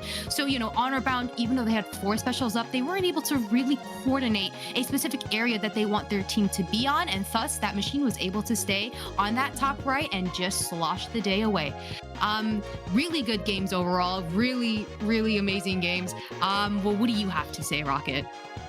Yeah, I mean, they just have a hot hand, and now they're continuing to ride with it. I mean, we saw it there in a 2-0 fashion, a sweep fashion. They get the honor of facing Amazing Grace 3.0, our #1 seed in this tournament in gold bracket in the next round. But before I get ahead of myself, we're going to be taking a very quick break before we move on to round 2, but don't go anywhere. We got some very, very good games lined up for you here shortly.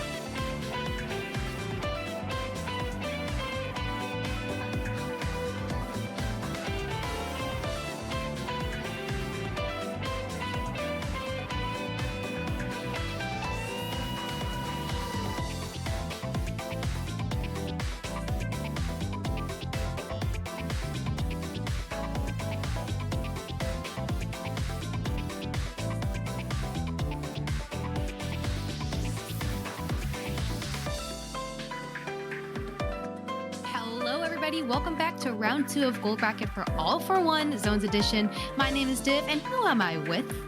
Here with Rocket, and we are here now looking at our second round here in Gold Bracket, and it's going to be between Fearless and Dropped. And no, you're not Dropped. You are here. You are fighting Fearless. And speaking of Dropped, they faced our number 5 seed Krill Switch, which have been a very good team.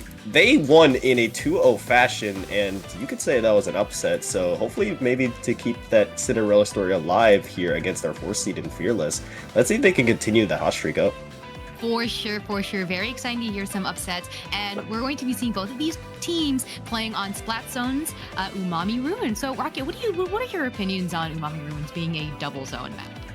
Umami Ruins, with it being that double zones like you just mentioned there, the zones are going to be smaller. So what that means, as well as it being 2 zones, is it's going to be a lot more stagnant in terms of fighting, because although you may have your side of the map, you may have your zone, you have to worry about the other one. So what I'm thinking is the mid, that little elevation in the middle, is going to be the key for both these teams in really controlling that. It's such a narrow passageway, yes, but it's also so important to really make sure to have not only that elevation advantage, but also sightline of both zones. And if you can take that, then you can really get some stuff going, and you can really position your players into where you want them to be.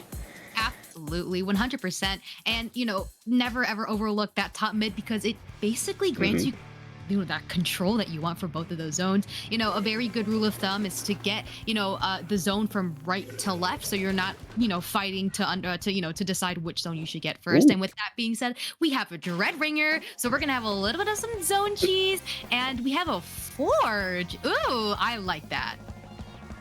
I like it. Actually, I think that's the actual regular splash shot too, pro splash shot, as that's not commonly seen at all. Normally we see the Black Forge with the Booyah Bomb, but they're going with the Crab one. I like that choice. Both teams running Charcoal Decapitator as well, which is is not odd to see Charcoal Decapitator in general, but it's odd to see that 2 players would pick it, because you would like Bubble here, but hey, maybe both teams would prefer that Inkjet, because Inkjet is also really, really good here. But off rip, Fearless did get first control of the zone, but now they are quickly losing it as Dropped are just here to stay with their special usage.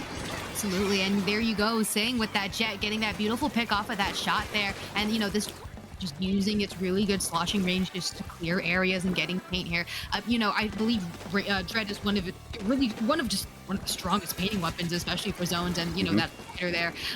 So again, really, really good weapon choice here. We see that Zuka coming out, managing to get that that B slosh here. This is their opportunity to walk out with that cooler, as they do have a Jet with them as well, trying to get that zone. Their Jet goes down here. Let's see what Infinity does here to try to get control there, and they go down, unfortunately. Yeah, Dropped, continuing to keep up the pressure. This Dredge will actually find 2. Really well done from them, managing to take out Milk on that left side. Now, opportunity for Dropped here to continue this stalling out. Just continue to throw bombs, and 3 players are down for Fearless. This means it is now a desperate situation. Now the 4th falls as well.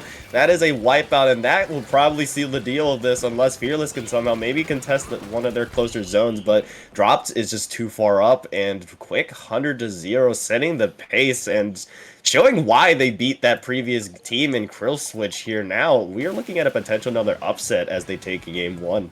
For sure. That double bucket composition from Dropped really did its numbers on Fearless here. So now we're moving on to Mahi Mahi zones. What do we think the counterplay should be for double bucket on Mahi Mahi zones? That is really hard to say, considering what Fearless ran in terms of their comp. I mean, I like the shot. I like the choice of the pro there with that Crab, although it just didn't really work there, because now moving on to Mahi Mahi Resort, this is where it's more flatty of a map, especially with the quirk of this map obviously being fully displayed once that timer hits 60 in terms of score, but you have the Dredge to deal with. That I feel like has to be your #1 priority in terms of targets if you are Fearless, because like you mentioned, Div, this Dredge is such a really good painting weapon, and on a flat map such as Mahi Mahi, it is really, really lethal. Absolutely. You know, something to keep in mind is that if you have a composition with the same weapon class, like double bucket, you need to really understand what bucket in disadvantage doesn't like, right? So bucket, you know, even though bucket is a really good ranged weapon, it really needs paint, right? If you paint around a bucket and you engage it in a fight, it's going to scramble. It needs area to swim around so it can do its, you know, flicks and sloshes. So I think that Fearless really needs to hone in on just focusing on painting and bombing, which is actually harder said it's easier said than done, right? Because it's you know, you're down one game, so you're starting to panic a little bit, but you got to keep it cool, got to keep it calm. You know what I mean? You have 2 more games to prove that you deserve to come out on top on this round. So let's see what Fearless runs, and let's see if Drop keeps the double bucket. I think the double bucket again works great on Mahi Mahi because it has really good ledges, especially when the water level goes down. And you know, again, nothing wrong with running that slider, nothing wrong running with that tri-strike. You know, how do you think tri-strike works for Mahi Mahi? Is it a good special to run? Is it a neutral special, a bad special? I think it's a really good special in terms of Mahi Mahi because this map, it mode, is notorious for just being very snowbally, very lockout situation because of where the team that doesn't have control of the zone needs to get to. They need to drop down into the main area where the zone is, of course, and that provides just a little bit of an advantage, but just enough of an advantage for the team holding it to really it's just really hard to deal with the defensive positions if you're just basically jumping into them. But let's see if they change anything here. I believe, if I'm not mistaken, Fearless did change out and sub out one of their players. So let's see if we're going to be seeing new weapons here. Yes, we are seeing new weapons, sloshing machines, dualies, and Gal now. This is a composition that I'd like to see against double bucket. It has that wall that Gal is able to take perfect fights. That dualie is going to be able to skirmish extremely well around that double bucket comp, allowing everyone else to get picks here. We see that bomb almost killing that dualie, but no, they're getting that zone and they're gonna hold it. We see that slider coming out. It's just that Dread backing up for their life because they have special. Good decision there. And now we see a little bit of a different side here from the Umami game where Fearless now has control. Yes, and maybe that this new comp is cooking up something good. You see now the Gal and actually 2 other members. You see the Crab going out with its special, and the sloshing machine also has its special, but that Dredge and its Reef Cheese managing to not only get the zone, but also provide some paint and space for that Charcoal Decapitator. But now it's in a situation where Fearless just have to see if they can retain control, at least of their bottom side of mid here. Managing to find one with the bomb that sloshing machine is. We'll actually find another assist off of this, actually building the Booyah Bomb with that control as well. So now trying to see if they can prevent Drops from taking this lead here, but it is a very, very close match in mid just for paint control. Yeah. That machine, oh my goodness, I was gonna say that machine was dodging everything in that little corner there, but goes down to that slider. And again, very important to play around that slider because, you know, it's a very tricky, special to maneuver around, you know, just getting these like doubles after doubles. Again, with a comp like Fearless, you have to stabilize. You have a dualie that wants to dive, you have a Gal that has wall, they want to dive, but you have to wait for special, and this is what they're doing. Perfect. We don't die to strikes here. Great Crab. The Gal goes down, but this is something that they can take space off of. On the left side here, you know, we see that this dualie trying to get a pick, beautiful pick on that slosher and taking that off angle, you know, getting 3 people to look at them. This is Fearless's time to get that zone, and they get it perfectly and well executed. Yeah, and Keeley as well, in that they managed to force that Dredge Reef Slider, which didn't really find much. It maybe was able, it gave Dropped maybe a little bit of an opportunity to maybe steal that zone right back, but Fearless were all there, all prepared for it, and now they will have the luxury of being able to try to defend this, but hold on, that might not be such luxury as all the specials are going up for Drop. The Jetpack in particular managing to find 2, and just like that, 3 fall for Fearless and dropped her right back into the zone. Absolutely. Drop being able to use a pair up of that Inkjet and, those strikes to really combine that into something lethal for Fearless to actually respect here. We have 2 specials being pop stationary specials, mind you, so 2 teammates are unable to progress to the zone right now, but they do manage to get 2 down here. The zone should be able to go to the side of Fearless as that Viduli is taking that fight with the Painter, and they manage to get it. Cooler is up. Right now, they need to focus on just bomb. They can't really afford to die here. there. They are cooler, so hopefully that gal will be back fast. And as soon as they are, and here is that, that jet being popped here, fishing for a pick.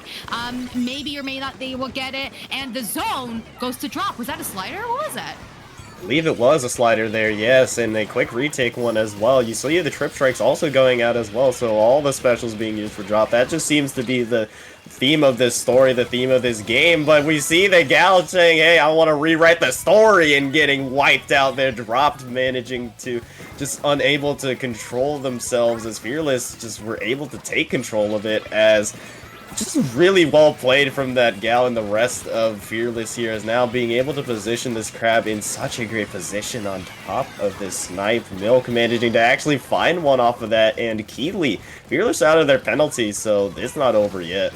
Absolutely. We see that this dually is going in, and as it should, just drawing this aggression away from this team, focusing it to look at that guy, that jet. Not going to be any value if you have two people looking at that, at that dually. And they get the zone cap. Unfortunate. That is just the way of the reef slider. It doesn't matter if you're really close, as long as it can cap, it caps. But no worries, 45 seconds left. It may not seem like a lot of time, but it absolutely is. Fearless needs to just build their special and not go down. But as soon as I say that, commentators Chris, the slosher machine goes down here. We see a little bit of a panic here. Really good crab pop with whale here. Strikes are completely focused on crab, which is basically a waste here. Double strikes are coming on the side here. The ticks are going down 7, 6, 5, 4, 3, 2, and 1. The game goes to dropped. My goodness. That was a very, very good game there. It's so contested between both sides, and up until about the 1 minute mark, I was daring to say that Fearless, that was their game to lose, but unfortunately Dropped were able to just get in a last second effort there. Just one tick off from losing that lead. That reef slider is so, so good on Mahi Mahi. I would argue that it's probably Dread's just best map in particular, because of just... we saw how many reef sliders they were able to use just on the zone directly, and fear it, run from it. The reef arrives all the same, and just basically allowed Drop to get in that one, and gives them the luxury of moving on to the next round.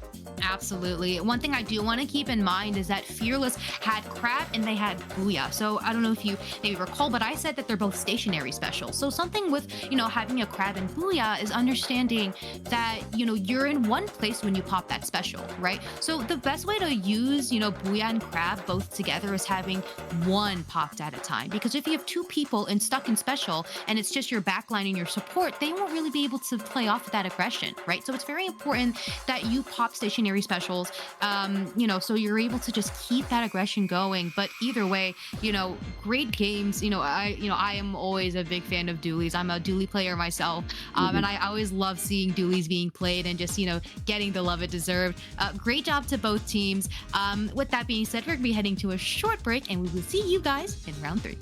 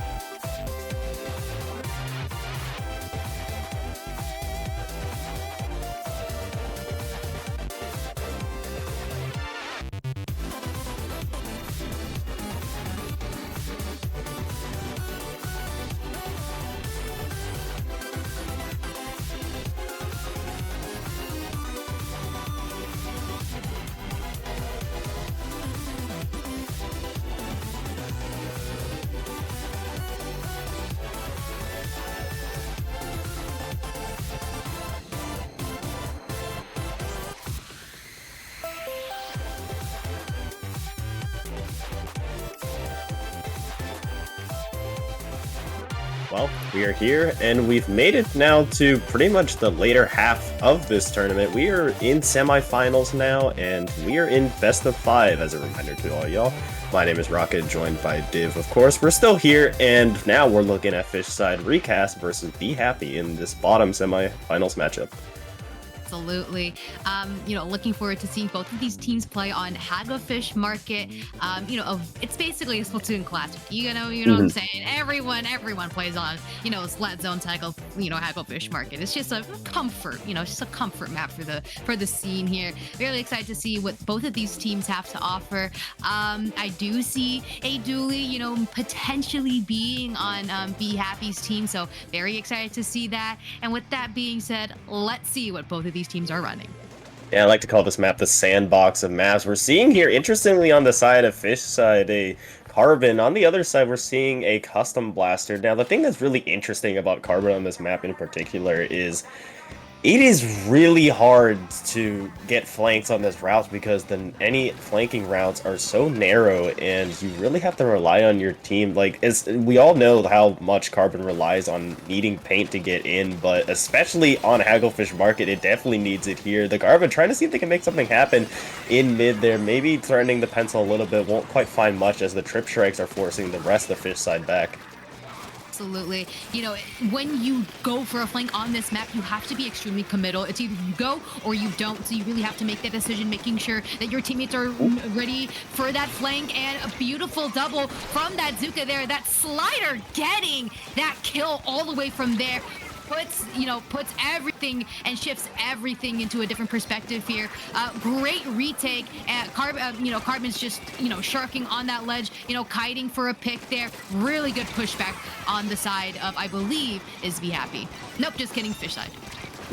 Yeah, but speaking of which, we see Be Happy are now in control of the zone. They were able to retake this off of some really good entry picks. Now the T-Tech being able to position themselves. Something interesting as well. They're running two-shot lineup here, which is not really something we see pretty often, but maybe they're cooking up something here with those trip strikes and with that Zuka. Now we see the Dredge has Reef Slider available in their pocket waiting to use it. They also have a Cooler on their back, so they don't have to worry about much. They will go in, but unfortunately quickly taken out. But like I mentioned, that Cooler will allow them to get back in due time. 3 players down now for Be Happy, so this delay will continue as now just Be Happy just has to see if they can unstagger themselves. Absolutely. Even though that slider died, that gal was able to get, really good picks. So it just comes to show that you don't have to be the one to get kills for your team. It's all about setting each other up because it is a team game after all. And, it worked beautifully here. And, we're seeing, Fishside being able to hold that zone. This blaster chasing out the pencil, trying to go for a flank and does get punished. Zuka's already being popped out for Fishside here. That cooler is out and it's just a fight for zone. But that pencil on Fishside will not let Be Happy take the zone unless these trip strikes are able to take it. We see this splash on and they get the zone with one pick. Amazing pushback. Indeed, indeed. They don't have much penalty to really work through, and they can easily take this lead here if they can get another good team fight in them, especially with Cooler and Zuka being popped now. They are definitely committing to that for sure, trying to see if they can create a lockout situation. You see this shot just on the bottom, maybe trying to poke and just see if they can get anything, but nobody budges. The Reef Slider is available for Fishside if they choose to use it. The Zuka is already out, but the Reef Slider is actually quickly canceled there. A beautiful shot, and now it allows the rest to Be Happy to continue to just play keep away. However, somehow Fishside are able to retake that in due time. Absolutely, that was a crazy pick. I think that Zuka got that slider. That was a crazy angle, but nonetheless, it definitely denied their push a lot since their composition really relies on that cap from the slider. We see Be Happy popping that Zuka, trying to cancel that slider, unable to get anything though. Zone still on the side of Be Happy to go down on the side of Fishside here, and it's really looking a bit dire for Fishside. The alarm bells are starting to ring where the ticks are going down and they're losing members here. The time is going down, but they still have a minute and 30 left. Amazing pick from that pencil there. Carbon goes down. To go down inside of Be Happy here. They should be able to get that cap, but that shot is saying no can do. But nope, they said they absolutely can. And it just really comes to show that that pencil is doing a lot of work being, Fishside's anchor.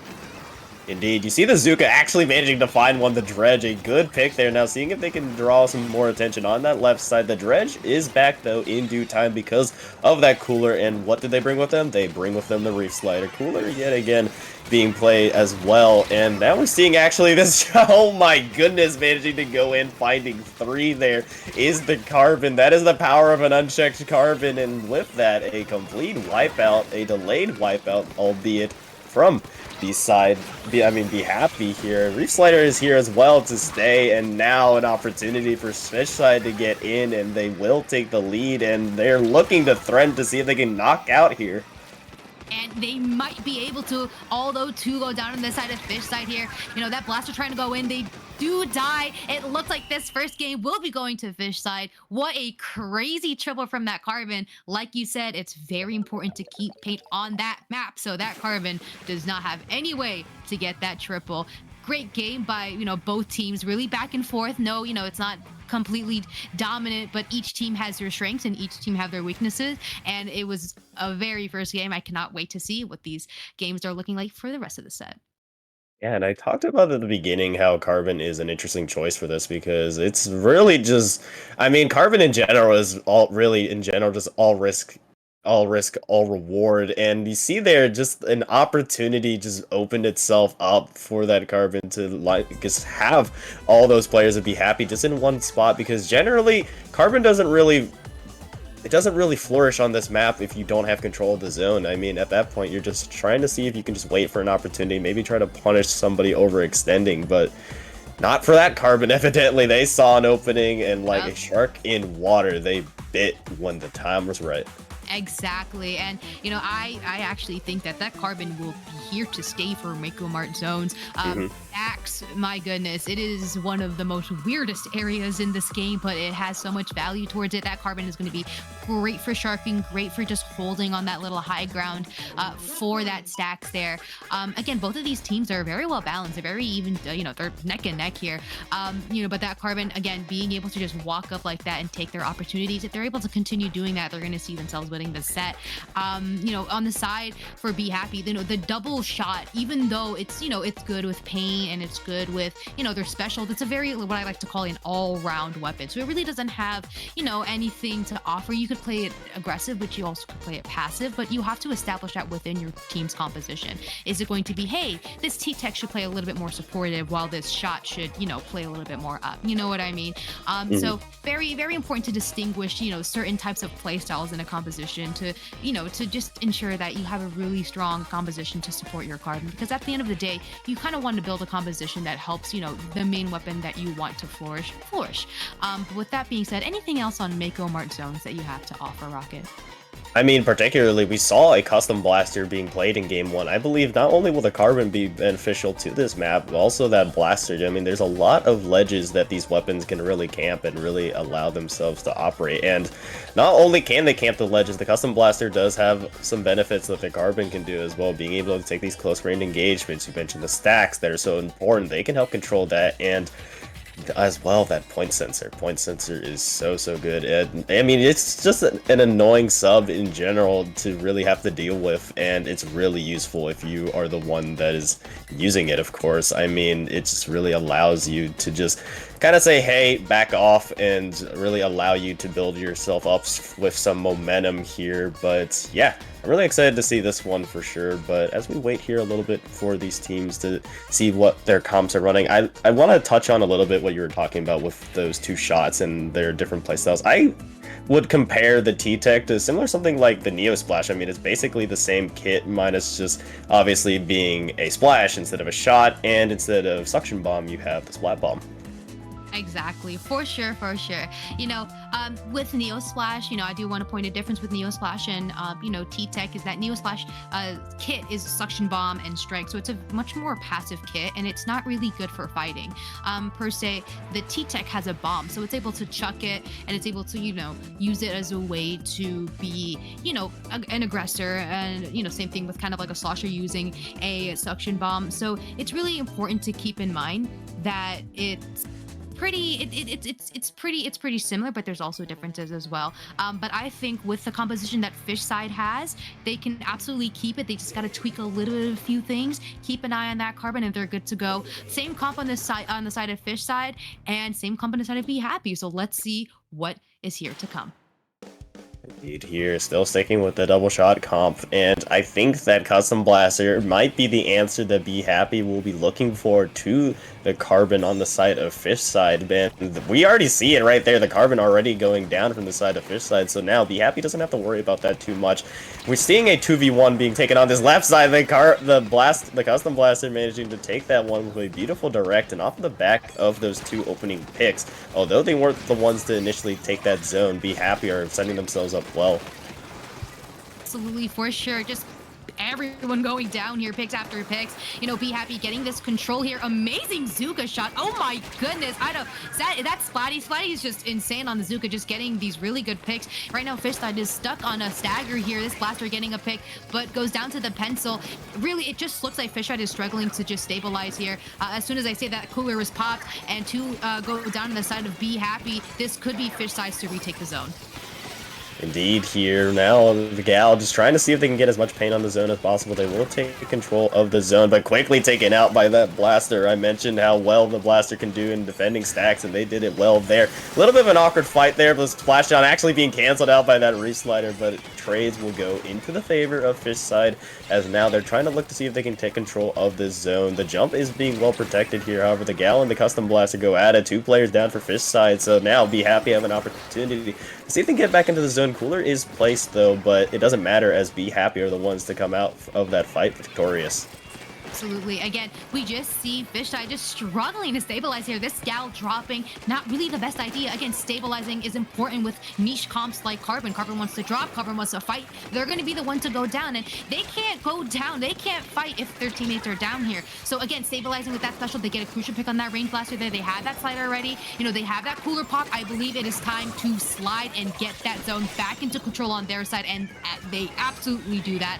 And again, it's just a bloodbath. I think for this match, everyone's just going down. Indeed, they are here, but given jumps is really, really good for the side of Fish side, the pencil at least managing to stay alive to do such. You see the Zuka going out as well, maybe to just buy some time for these jumps to really get into position. You see Fish already on this left side, lurking with the Carbon, waiting to strike, managing to find one there, a beautiful pick there, and also finds another golden opportunity with that trip strike user being just open for the taken. However, 2 players fall for the side of Fish side, although it won't matter as much right now. They will eventually lose the zone as Be Happy are here, and they are hunting the Keeley, taking out that reslider before it gets a chance to pop as well. Absolutely, we see that Carbon again just executing flawless play with flawless mechanics, and we're seeing some sort of switch going on here where Fish Knight may be able to stabilize here and get that zone. Whale being popped for that from that gal, just fighting for their stack. You know, looking for something to play off of. They get that pick beautifully on that pencil, which is huge because that pencil is, you know, Be Happy's anchor. This shot just painting for that zone. Zuka's out on the side of Fish side, you know, countering with that Zuka, and not managed to get anything here, but they're holding onto that stack for their dear life, uncontested a little bit here. And it's very, very important that, you know, the, Fish side focuses on taking the enemy stack. Wow. Ooh, good reef slider as well. 3 players falling from Be Happy. Hold on, this is the opportunity that Fish side needed, as well as that Carbon taking the last player out from the side of Fish side. Really huge there. Keeley, though, that pick on the pencil delays the cooler a little bit from the side of Be Happy, so this is a great opportunity for Fish side to take the lead here, especially since they are coolered up and now threatening this left side with not only the Carbon, but that Dredge camping those ledges. 2-3 players fall yet again for Be Happy, only losing the Carbon, but they do have to worry about this T-Tech that is being a minor thorn in the side of them. But hold on, we could be seeing a quick knockout here if they can hold. 10, 9, 8. The reslider denied though in the trike, and the splashdown is there, just barely saving Be Happy. Absolutely, and the ticks go down for Be Happy here. What Fish Eye needs to focus on is living, regrouping, and getting specials. What an amazing pick there. Really risky putting with such a high reward. Stretcher being put out, the gal goes down, but that's a waste of strikes. It's not on the zone, it's not on the objective. So again, this Fish side could really make something happen here. We see this Carbon trying to take that stack, getting control of that stack. They do manage to get a trade here. This is a very, very sticky situation. That slider comes in and gets the zone with 17 seconds left remaining, putting Be Happy to a 35-point penalty. Indeed, and now with 10 seconds left, the pressure is on Be Happy now. This is your time to come back. You will be the ones that are defending the zone in this overtime hold. You see the gal already using their special, that Zuka managing to find one for the side of Fish side. 2 are down, and just like that, Fish side continue their win streak going and take game 2, now threatening this set with a sweep. Oh my goodness, that was intense because it was a lot of back and forth. That game was a lot more bloodbath compared to the other. Just so many things are happening. Backlines are going down, front lines are going down. So a great game nonetheless. Really happy to see again that Carbon just flourish. That was just a great example of Carbon gameplay there. And again, you know, that double shooter comp, or yeah, with that double shooter comp of, you know, that splatter shot and T-Tech, you know, although is good for paint, you know, again, just that role, just distinguishing that role on who's doing what and why they're doing that. But again, Slider comes in and gets the zone, and the day is saved. Well played for both teams. I think that was absolutely amazing, but it's not over yet. They still have one more game to go, and it's ship-shape cargo zones. Rocket, what do you think Be Happy should be thinking about right now? Carbon. That's all I have to say, really. Carbon. We've seen twice how well that Carbon has been able to disorientate what Be Happy wants to do, and I mean, we saw, like, it was limited to an extent on Hagglefish Market until obviously that 3K, but we saw it there really just show its colors in Game 2 Mako Mart. Just, you really have to counter it. But they did a lot of good. That's not to say that they didn't do any good. I mean, you saw the Custom Blaster being able to operate in a similar way as the Carbon from Fish side was able to be that frontline weapon, be kind of the spearhead to their pushes. But what you need to do is you need to be able to push in together. You need to use the momentum that is created from your specials and really allow them to help you guide yourself forward and the rest of your team forward, really. I feel like that's what Fish side has been doing slightly better than Be Happy, just really working with their specials a little bit better. Absolutely, being able to pair up with that, that slider, and that Carbon just walking here. Oh, and we have a DC. So, classic Nintendo game. We'll just reset the game a little bit. I do see a Cal Deco. What do we think of that, Rocket? It's a very interesting choice for sure. Maybe just seeing if you can get those win those fights against the shots there. Finally, the match will be reset. I was a little concerned there a little bit, but no, we're good. We're good. But anyways, yeah, that 96 Deco is a good choice, or maybe trying to see if you can not only threaten the pencil for sure, but like I mentioned, see if you can win those fights against the shots just with the range advantage that 96 gives, and obviously the two-shot ability as well. So I like the choice, and I mean, usually when teams are down 0-2 in a best of 5, sometimes maybe the time is right to maybe change things up. So I like the choice here from Be Happy. Absolutely.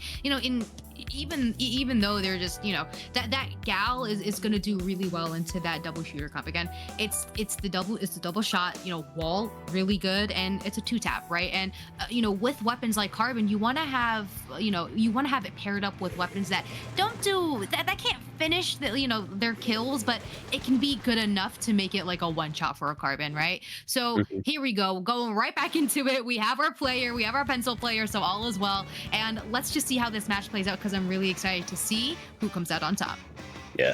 And also, pardon me, it isn't actually Be Happy that is bringing out that 96 Gal. It's actually Fish side, and we're seeing a quick 1-for-1 trade there. The Blaster and the Roller just taking themselves out. So 3v3 for the zone. Be Happy will be the ones to take control of that. But yeah, as that correction, it's not on the side of Be Happy, but Fish side. Maybe to yet still though try to counteract those double shots, and we're seeing it do really, really well there. Not only that, but the Reef Slider was able to find 1 in 3-player down situation. Fish side now have strong control of the zone with lead as well, and still staggering players. Absolutely, we see that cooler being popped on the side of Be Happy, getting that paint down from the pencil, just looking to get something started here. That Gal being a little bit of a pest, Splashdown does come down here. We see, oh my goodness, I believe that was the Carbon jumping out there. One shooter is down instead of Be Happy. They're just really looking to cap the zone, but in order to cap zone, you have to get control on that left side there. If you don't have control, then you're gonna have a hard time going back into this game. Indeed.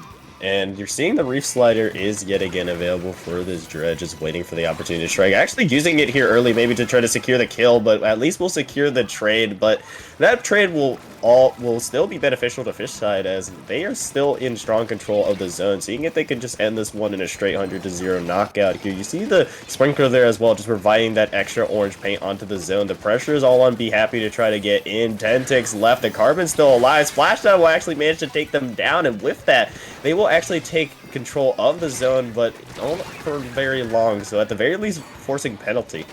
Absolutely, they're still in it to win it here. They have to take control of that left side there, because if that left side is not taken control of, again, they can't get back into the game. They have to focus all of their energy on that left side there, trying to get rid of that Gal.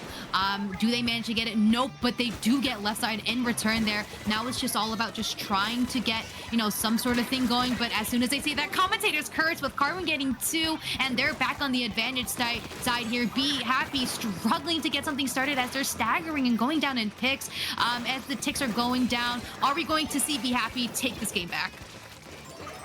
We'll have to wait and see here, but the time is dwindling for that to happen. The Carbon's still alive, but will find 1, just trying to see if they can just force these players back from Be Happy, and they will. Carbon is such a powerful weapon if left to its own devices, and Fish side were able to let it do its work. And not only that, the Dredge, the Pencil, the 96, all of these players, they've played their roles well, and that's why they'll be moving on to finals here. But what a set that was played by them, finishing in a 3-0 fashion.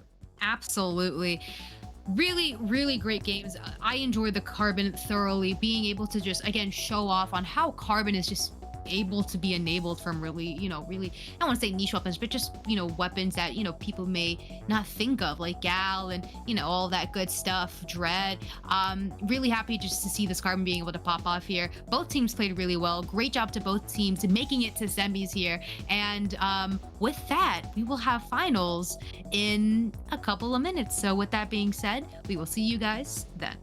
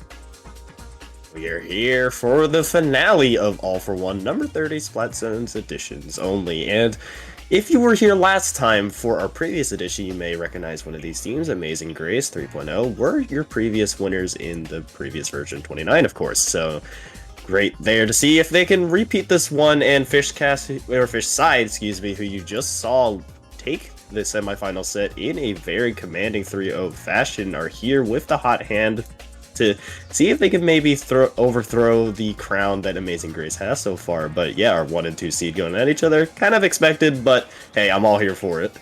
Absolutely, and I'm all here for it too. We're going to Barnacle Time Zones. Very, very interesting map. What are your thoughts on Barnacle Zones? Barnacle Zones, a very flat map indeed. Dredge, I'm fully expecting to see yet again. I'm fully expecting it. This map is really dependent on your backline. Backlines, of course, always being the backbone of any team, but especially on Barnacle and Dime, the pencils or maybe even edits we will see here. We're actually seeing, hold on, is that Dually Jet Squelchers I just saw? Yes, they are. Yeah. And I love that pick here. Super Chumps as well. I like the choice here because of how flat of a zone and map it is, Barnacle and Dime that is in general, but not a very common weapon to see at all. Absolutely, but you know what? I'm here for it. You know, people really don't know how to counter a lot of niche weapons since it's not played often, so I'm really excited to see how people react to the Dually Squelchers. This Carbon getting that pick, really good pick there. You know, zone. Oh my god, a lot of things are happening. Oh my god, this Carbon is just getting picks. Oh my goodness, this is absolutely crazy. Going in for that Zuka shot here, managing to get some picks, but they weren't really able to play off of that. No problem there. And they do manage to get the zone. Yeah, really great control of it. And now they also have Dredge to retake it in case Amazing Grace are able to contest it. But this Carbon being forced back a little bit here, as I believe there's actually a Carbon on both sides, which I'd love to see. However, the Carbon on Fish side is no longer alive. You see the Dredge going in with the Reslider to take control of at least their side of the zone, but it won't be enough to flip the zone as their teammates fall around them, just being forced back. Now just trying to see if they can run for the hills. Good jump to save themselves from being staggered here, but nonetheless, Amazing Grace, a good retake. For sure. Fishside really just struggling to kind of find some idea on how to retake the zone here. We see Amazing Grace's Carbon just trying to get something started here. They managed to escape, you know, seconds later. That Slider coming out, trying to cap the zone, canceling that crab. And again, just a bloodbath here. You know, and the zone goes back to the side of Fishside, I believe. Just again, just a lot of things happening, you know, and it's pretty even. I'd say this match is pretty even. This double Carbon comp can be a little bit confusing to track right now because it's just a lot of plays being made. But with that being said, ticks are going down. This Carbon trying to get a pick here. Amazing Grace's Carbon just, you know, trying to pick off of something here, and it's just a lot happening. A lot indeed. But we're seeing here now that an opportunity may present itself for Fishside to retake this, especially with that cooler being up. Unfortunately, they did lose their Dredge, so maybe just waiting a little bit here to take in. However, they can't take too long in trying to take this retake because just like that, Amazing Grace are out of their penalty here. Carbon does have Zuka to see if they can get in. Fish seeing if they can find a target here, shoots all 3 shots, won't quite find one, but an opportunity presents itself to at least take out the Dually Squelchers. Now, time is running down though, 20 ticks left on the zone. Fish will find another, but these kills won't mean much if they can't get in the zone, but in the zone they will. It feels like they were listening to me there. Now continue to try to chase these members away from the zone off of those great kills. Fishside are able to retake the zone just before the knockout situation, but hold on, Amazing Grace are still here to stay and seeing if they can try to retake it right back, and they will. Absolutely. Again, just that back and forth. And, you know, both of these teams are running Carbon. You know, each of their teammates are supporting them in different ways, but it's still the same premise here. This crab is being popped on the side of Amazing Grace here, trying to fish for a pick. We see Cooler being popped for them. This Splash, again, just trying to live here as it is. It's one of its main core focuses for the composition. We see that Slider being popped there, managing to, you know, get the cap and getting onto their plat. Their gal does go down, so do they. And here we go again, back into a stagger disadvantage here. This Splash just running up to that pencil and of course getting it for free. They are, oh my goodness, oh my god, oh wow, they just get a wipeout here. This side really is struggling to stabilize here as Amazing Grace just takes position again. Yeah, that's what Carbon does to you. You just can't even think about what you're seeing. You just witness it, and what do you know? Amazing Grace now in a great position to see if they can hold on to this one. Their penalty is dwindling. They have the crab there as well. They're just anticipating this push. You see Nerdy Adam already in a great position here just to play keep away. 8 seconds left for Fishside to get in. This dredge might be the opportunity they need. They managed to find one with it. 3 actually now fall, so a great quick retake from them. However, it's going to be a tough hill to climb, but not as tough as you may think, as penalty points are no longer an issue. Absolutely. This is the last 45 seconds of this match, and it is a make or break for Fishside to get. But as soon as I say that, commentators curse. Oh my goodness. 3 go down, and they are just going down and staggering, and the zone goes back to Amazing Grace's side, and 3 go down. This is just absolutely insane. Oh my goodness, it is just so hard to keep track with these carbons. Oh my god. Oh my goodness. Last 30 seconds here. We have a crab tank on the side of Amazing Grace. They just have to focus on, again, stabilizing, getting their specials, and walking back in. But as soon as they say that, they lose their crab. Could this be Fishside's time to get the game?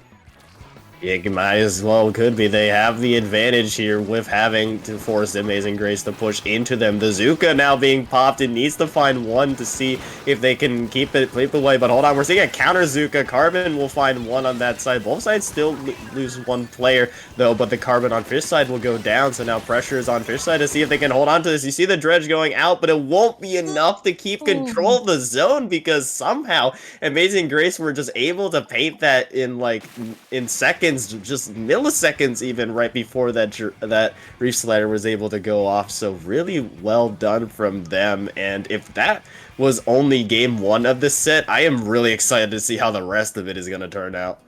For sure, that was really intense. And again, it was like, I thought it was a little bit difficult just to keep up with the carbons, like not the double carbons, but the carbon on each side of the team. They were really able to play off of each other really well. And like I said before, each team supported their carbon in different ways. One with the splash, one with the Dreadringer, and both produced different outcomes, of course. But at the end of the day, you know, a carbon is a carbon. You know, if they get support from its team, it's gonna play off of it. Great match. I'm so excited to see what Umami Ruins has for us. What do you think of Carbon being on both sides of the team and having Umami Ruins? What are we looking at here? Volatility and chaos.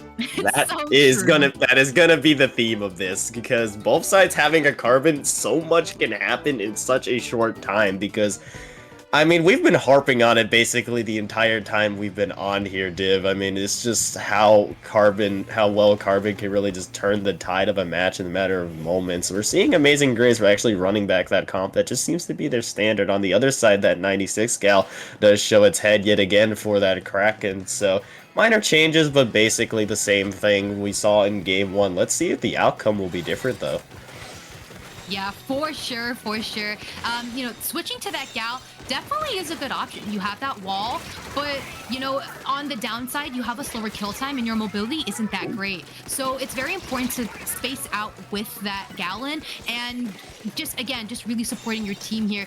Amazing Grace, you know, getting that zone control there after Fishside, you know, getting some sort of ticks going down. We have that crab tank beautifully being popped there, and fishing for a pick, you know, kiting, as I like to say, you know, trying to get that person in that corner dead, but they don't get them, but they do suspect that they're still there. You know, that Zuka being popped, getting that pick. So, oh my goodness, this could be the pick that Fishside needs to get the zone, but as soon as they see that the Carbon goes down, we have that slider going on the side, on the left side here, and again, this Carbon is just going in for picks. They get one. Could they get two? They get two indeed, and the zone is still on Amazing Grace's side.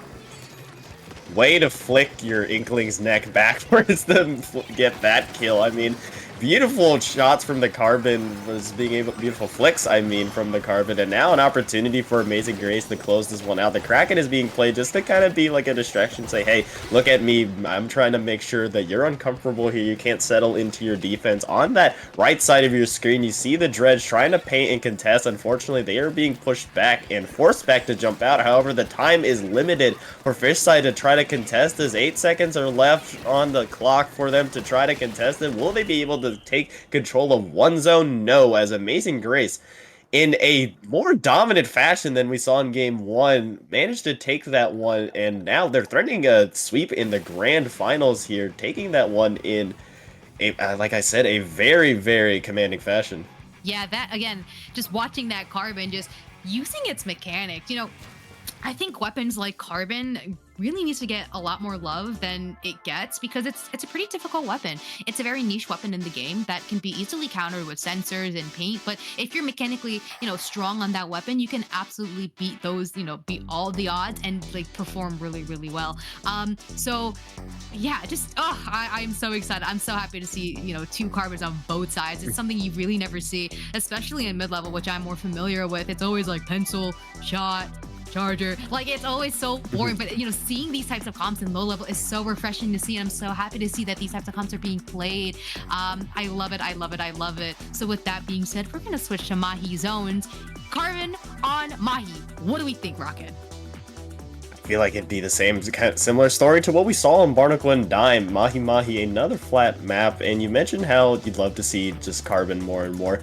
I mean, I love to see it as well, but it's just a matter of, like, I don't have to see Splatana Stamper paid for the 20,000th time as well. One of the weapons that is really, really good, don't get me wrong at all, but I'd love to see some double Carbon gameplay here. Same comp coming out from Amazing Grace on the other side, similar comp coming out from Fish side, and really interesting to see here. Not really a lot of changes in terms of at least Fish side, what they're running. Instead of the 96 gal, bringing out the regular gal. Absolutely. We see that, 96 being switched back into a 52, unsure of what it should be doing here. And, that's completely valid. I get that. And with a wipeout, I believe, on Amazing Grace's side, Fish side is coming in with a strong opening, and as they should. We just see what happens when the water level does not go down on Mahi Mahi, and they're holding their ground really, really well, making sure they're not dying here. This Carbon just getting picked. Oh, a Carbon showdown, but both Carbons do go down here. And we see the CDS trying to get a pick. They do get it, and the zone is now in Amazing Grace's possession. Indeed, they do have to worry about that Carbon yet again back alive, and again taking themselves both out on that fight there. I mean, what do you expect from Carbon v Carbon?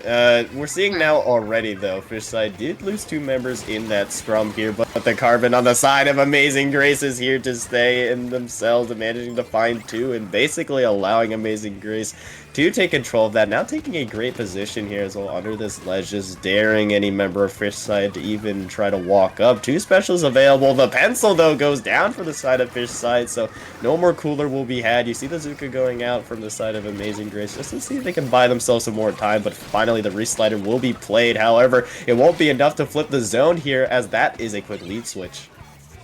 Right, absolutely, 100%. And again, really starting to get a lot more closer, which I'm really starting to like here. Really good. Oh my goodness! Well, that is something I haven't seen in a while from a Carbon player, is being rolled over. Amazing Grace having control, still having that lead. Their ticks are going down to 20 now.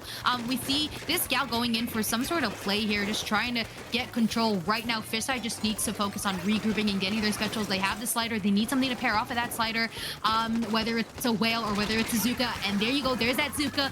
Gal goes in for a risky pick there, and I believe that slider got canceled. Amazing Grace being put now with their ticks going down. Really important situation for Fisheye to focus up and get that zone back. Indeed, and now time is ticking down. All the pressure now on Fish side. Your tournament lives are on the line. You need to make a move. The Reef Slider is going in to try to contest. They will flip the zone. However, the zone is quickly retaken by Amazing Grace. At least the damage is done, though, to at least force some penalty to allow themselves to regroup, to allow themselves to have more time. However, you see on the left side, those dually Jet Squelchers will unfortunately fall into the pool below there, but at least presence is made, so now Fish side have a little bit more ground to cover. The Carbon is so deadly in these situations, though, basically just daring any member of Fish side to go in, but time is running out for Fish side. Absolutely. Amazing Grace just doing a really good job of keeping paint on the ground for that Carbon. Pencil does go down on the side of Amazing Grace, but it doesn't really matter because Fish side just went 3 down, and now the game is coming down to 6 seconds left. Will Fish side be able to get that zone? With that crab being popped, it will be a no, putting Amazing Grace as today's winner. Oh my God. Back to back, all for ones, and there you go, winning not only 29, but now they are your all for one, number 30, Splat Zone Grand Finals winners, and in a very dominant fashion too. I mean, we saw just on stream earlier how well Fish side were able to do, how great of a team they are. You saw them sweep, be happy, but they themselves fall victim to a sweep here as Amazing Grace. After a very close game 1 and a dominant game 2, actually, from the side of Amazing Grace, just took this one home with the momentum, with the hot hand, and I mean, what more can be said? Really well played from them. Absolutely, 100%. Great games. And again, you know, to Fish side's, you know, plays really well played. They held up their, you know, their end of the stick really well, and they were able to get some really good games out of this set and throughout the tournament. Great jobs to both teams. It was a pleasure commentating tonight. I'm more than happy, you know, to be commentating, especially for low level. You know, like I said before, commentating for mid level can get boring at sometimes, to be honest with you. So being here with you, Rocket, and commentating is absolutely so much fun. Rocket, where can everyone find you? Yeah, you can find me at Rocket1 on Blue Sky. You see right there at the bottom of your screen right there. But before I let you say your flowers, let me just say it's also an honor to be commentating with you as well, Div. But with that being said, where can the beautiful people find you? They can find me at div0516 at Blue Sky, also the same for Twitter. And yeah, it's just been a real honor. Shout out to Tacos for you know, keeping up that stream. Amazing work. Shout out to Tacos. Put some love for Tacos in the chat. Thank you to the show for hosting this amazing tournament, and congratulations again to Amazing Grace, and a job well done to all of our teams for this tournament. With that being said, we will see you guys in the next All for One. Take care. Take care.